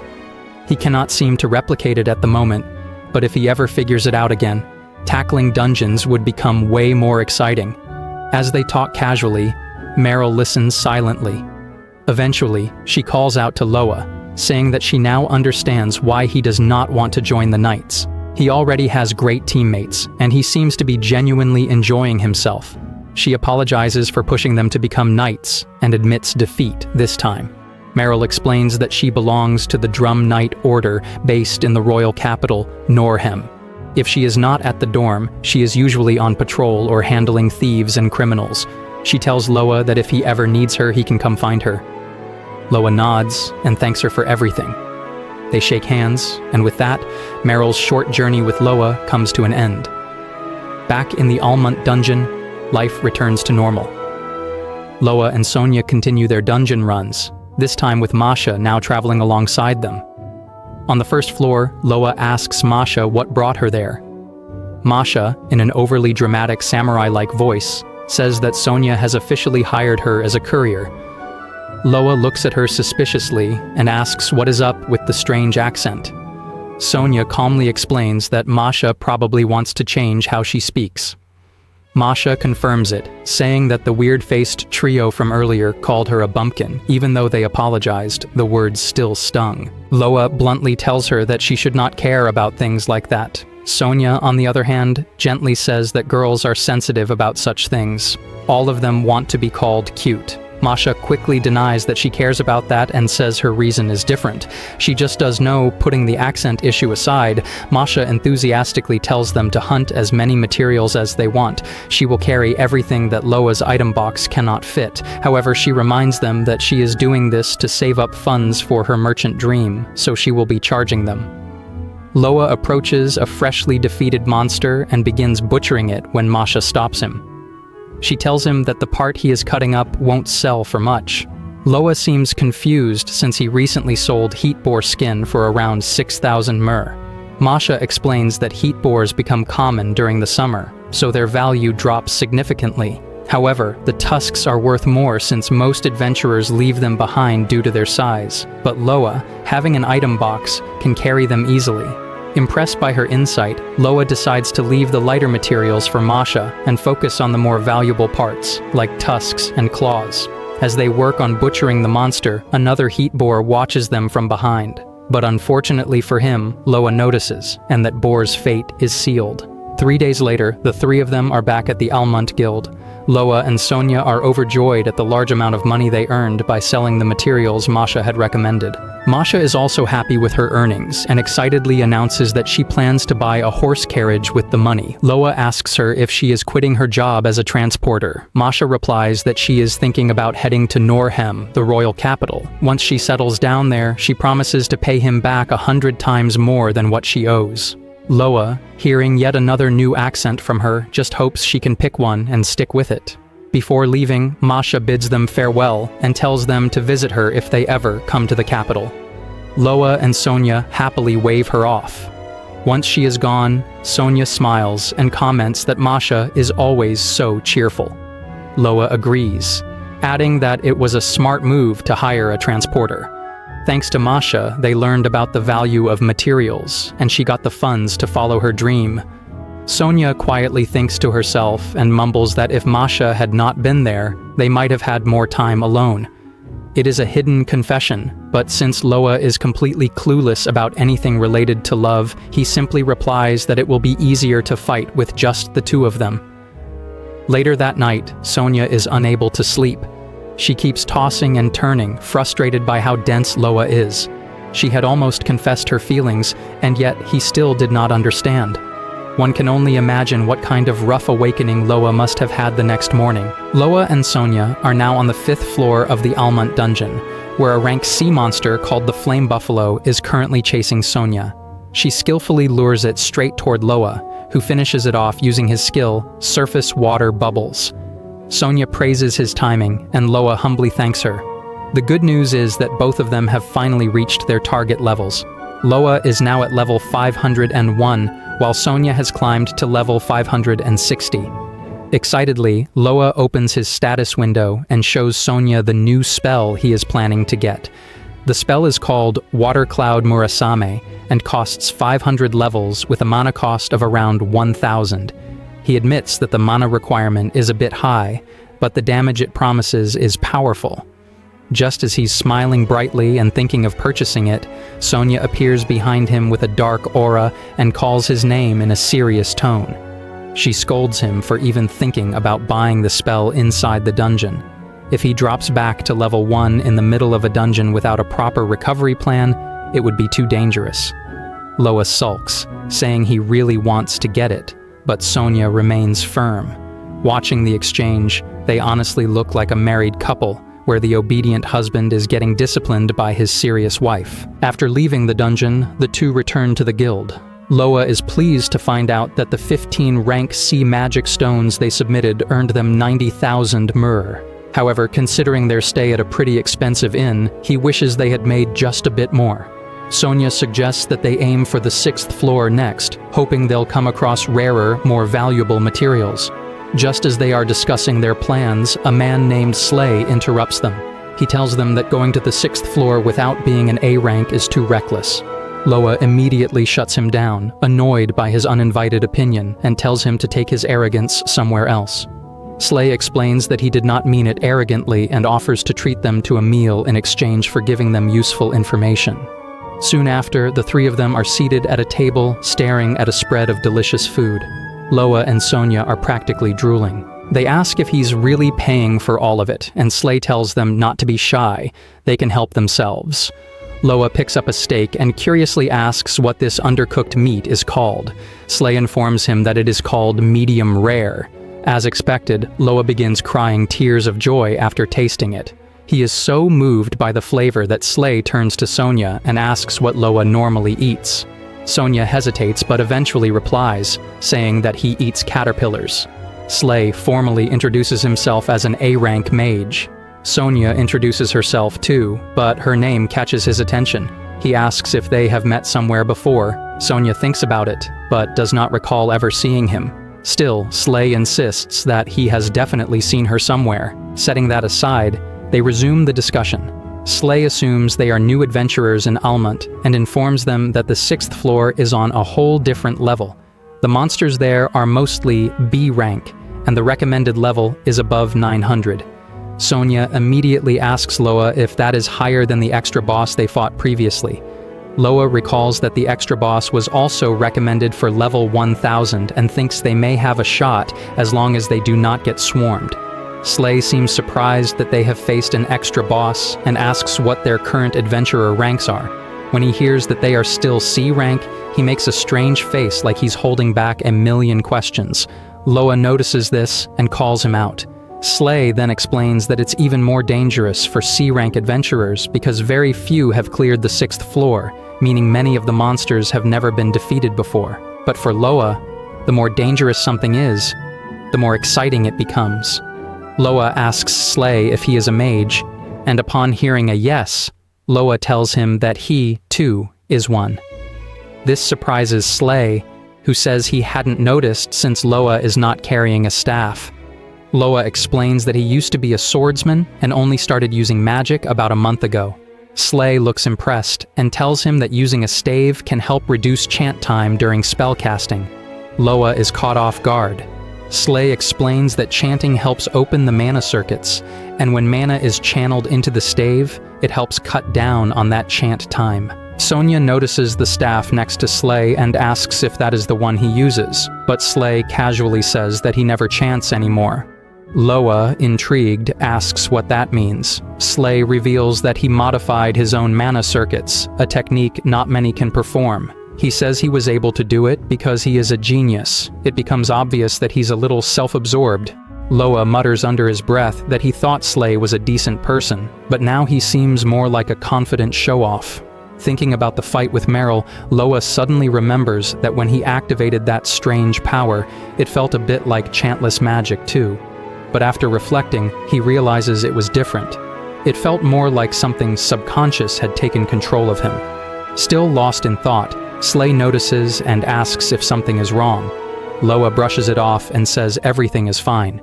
He also mentions that he is happy to meet another mage like him. Slay smiles and nods, but then, with a completely different look in his eyes, he says that Loa will make a great rival. Loa and Sonia arrive at a serene garden nestled within the dungeon, a rare place that feels completely safe and calm. The peaceful atmosphere, free from any immediate threats, puts Loa in a good mood. He gets excited and announces that it's the perfect spot to acquire his new skill. Sonia nods in agreement, reassuring him that this place is safe enough for him to drop back to level 1. Trusting her judgment, Loa goes ahead and activates his new spell. The spell, Water Cloud Murasam, costs a massive amount of MP but has devastating power. It boasts an incredible damage output of 30,000, enough to take down even a B-rank monster. Loa grins with satisfaction, thrilled at the strength of the magic he now possesses. However, his moment of joy is cut short when a level 2 cat suddenly bites him on the leg. the tiny creature knocks him down easily, surprising both him and Sonia. Sonia gasps in disbelief while Loa lies there, defeated by a harmless-looking feline. That night, Loa and Sonia sit at the table in their cozy inn-room. Loa sulks, still frustrated that a low-level cat brought him down despite his overwhelming spell. Sonia calmly tells him that their priority should be regaining his levels. She suggests they should challenge the 6th floor of the dungeon after 2 days. Loa nods while sipping his drink, then walks over to open the window. He recalls Slay's warning about the dangers of the 6th floor and says that he should reach at least level 500 before venturing there. As Loa opens his status window to check his progress, he suddenly leaps up with a shout. Sonia is startled and asks him what happened. He quickly shows her the notification on his screen. A new feature has appeared. An increase in EXP gain and a level reset bonus that applies not only to him, but also to his allies. The news shocks both of them, and they scream out loud in excitement and disbelief. The following day, they head to the dungeon and face off against their familiar target, the 2nd heat boar on the 1st floor. Under normal conditions, defeating it would boost Loa's level to 150. But thanks to the new bonus skill, he jumps straight to 250. Sonia is stunned by the leap in growth and says again how overpowered the magic creation skill is. At this rate, she says, Loa could become the strongest mage in the world. Loa laughs, clearly enjoying himself. He says that his dream of mastering magic at the highest level might actually come true. Then he pauses and grows awkward, realizing how seriously he just spoke. Sonia notices his embarrassment and smiles, telling him that she'll be by his side to help him achieve that goal. Touched by her support, Loa gives a small thank you. Sonia giggles shyly and welcomes his gratitude. Their warm moment is interrupted by another monster encounter. Without missing a beat, the duo leaps into action. They make quick work of the monsters that follow, and after multiple battles, Loa's level shoots up to 610. He's completely astonished, unable to believe that he went from level 1 to 610 in a single day. At this pace, he feels confident about facing the dungeon boss. Sonia, though, remains cautious. She points out that if too many monsters gang up on them, it could still be dangerous. Eventually, they reach the 6th floor. As they walk, they discuss how important it is to have a retreat plan in case of trouble. They agree to secure an escape route to the 5th floor before pushing any further. Just as they're going over their plan, a monster suddenly appears before them. It's a red ogre with a subjugation level of 930. The monster roars and swings its massive sword straight at them. Sonia jumps forward and blocks the strike with her shield, showing her reliable presence in the team. Meanwhile, Loa activates Water Cloud Murasame.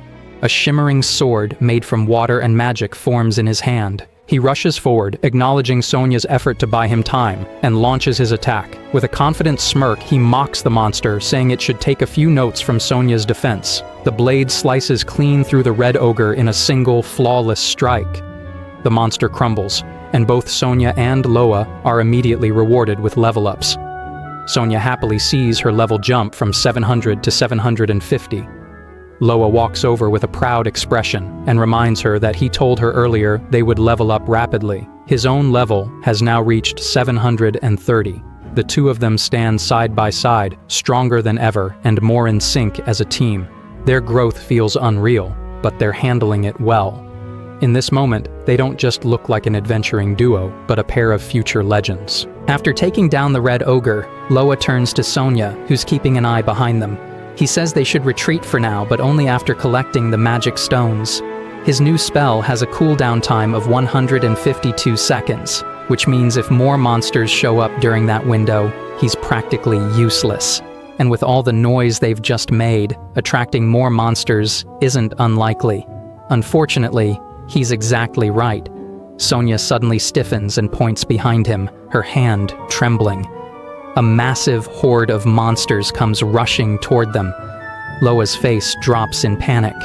The two of them bolt toward the stairs in full retreat, assuming that the monsters won't follow them across the floors. But that assumption falls flat. The monsters do chase them, pounding up the stairs with loud, thunderous steps. Now, in full panic, Sonia gasps and asks what they should do. If they keep going, they'll be pincered from both sides, monsters from the 6th floor chasing them, and monsters from the 5th potentially waiting above. Loa is equally lost. Even if his cooldown ends, he still needs time for spell chanting. They need a solution, and fast. Suddenly, smoke fills the stairwell, wrapping around Loa's body. Sonia immediately remembers a smoke trap they encountered earlier, the kind that disarms people. Acting quickly, she throws her hands over her eyes and peeks through 2 fingers, not wanting to accidentally glimpse Loa if he ends up, well, disarmed. But instead of screams or confusion, Loa's cheerful voice pops up behind her. He walks out of the smoke completely fine and grinning. He tells her he used his ring of detection to sense the trap in time and escape. Sonia's jaw drops. She's clearly disappointed. Her sneaky little plan to catch a peek of Loa has completely failed. Her mood sours instantly. Before either of them can say anything else, Slay suddenly appears like a storm. He casually mocks them, saying they're as noisy as always. With 0 effort, he raises his hand and incinerates all the pursuing monsters, turning them into ash in an instant. Loa and Sonia stare, stunned. The horde that had them on the verge of death has vanished in the blink of an eye. Slay smiles and reminds them that he did warn them, the 6th floor is no joke. Both of them express their thanks. Loa is particularly impressed and excitedly asks if that was a fire-type spell he used. He's full of admiration, realizing that Slay has just wiped out an entire group of monsters in one shot, using an element he technically has a disadvantage. That's the kind of power an A-rank mage possesses. Slay, as usual, takes the praise as fuel for his ego. With a smug smirk, he says that elemental types don't matter when the monsters are just C-rank. After all, he's a genius. Loa can't even argue. Slay may be arrogant, but his power justifies it. And he does all this without chanting. Loa is intrigued. Sonia also joins in with praise, and Slay, in a rare moment of encouragement, tells Loa that he has the potential to do all this too, if he applies himself. Some leftover monsters creep forward from a corner. Seeing them as an opportunity, Slay decides to show off a little more. He floats up into the air, drawing Loa's and Sonia's attention again. Loa gasps, stunned to see him flying. Slay casually explains that he's using gravity magic to hover. From this aerial viewpoint, he scans the area and counts the enemies. Then, with a calm voice, he activates a spell, Meteor Shower. Flaming boulders rain from the sky, obliterating the remaining monsters in a magnificent display of magical dominance. Loa and Sonia watch in awe. The cratered battlefield, the smoke, the silence after the storm, it's all too overwhelming. Loa looks up with admiration and says that one day he wants to be just like that, powerful, composed, and in complete control of his magic. Slay floats back down and offers a genuine smile. He says he's excited to see how far Loa will go, then waves goodbye and vanishes down the corridor, leaving the duo behind. Later, Slay walks through the streets near the Adventurers Guild, having just completed the money exchange from his dungeon rewards.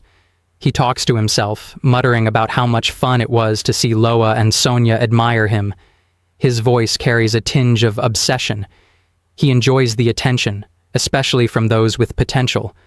Just then, a few thugs block his path, clearly thinking he's an easy target. They demand his wallet, clueless about the monster standing before them. Slay doesn't hesitate. In a flash, he strikes each one down, grinning like a maniac the entire time. He doesn't even look concerned. If anything, he seems pleased, like he enjoys this more than dungeon crawling. His twisted smile widens as he watches the last one squirm. Unlike with monsters, Slay seems to take real satisfaction in bringing down humans,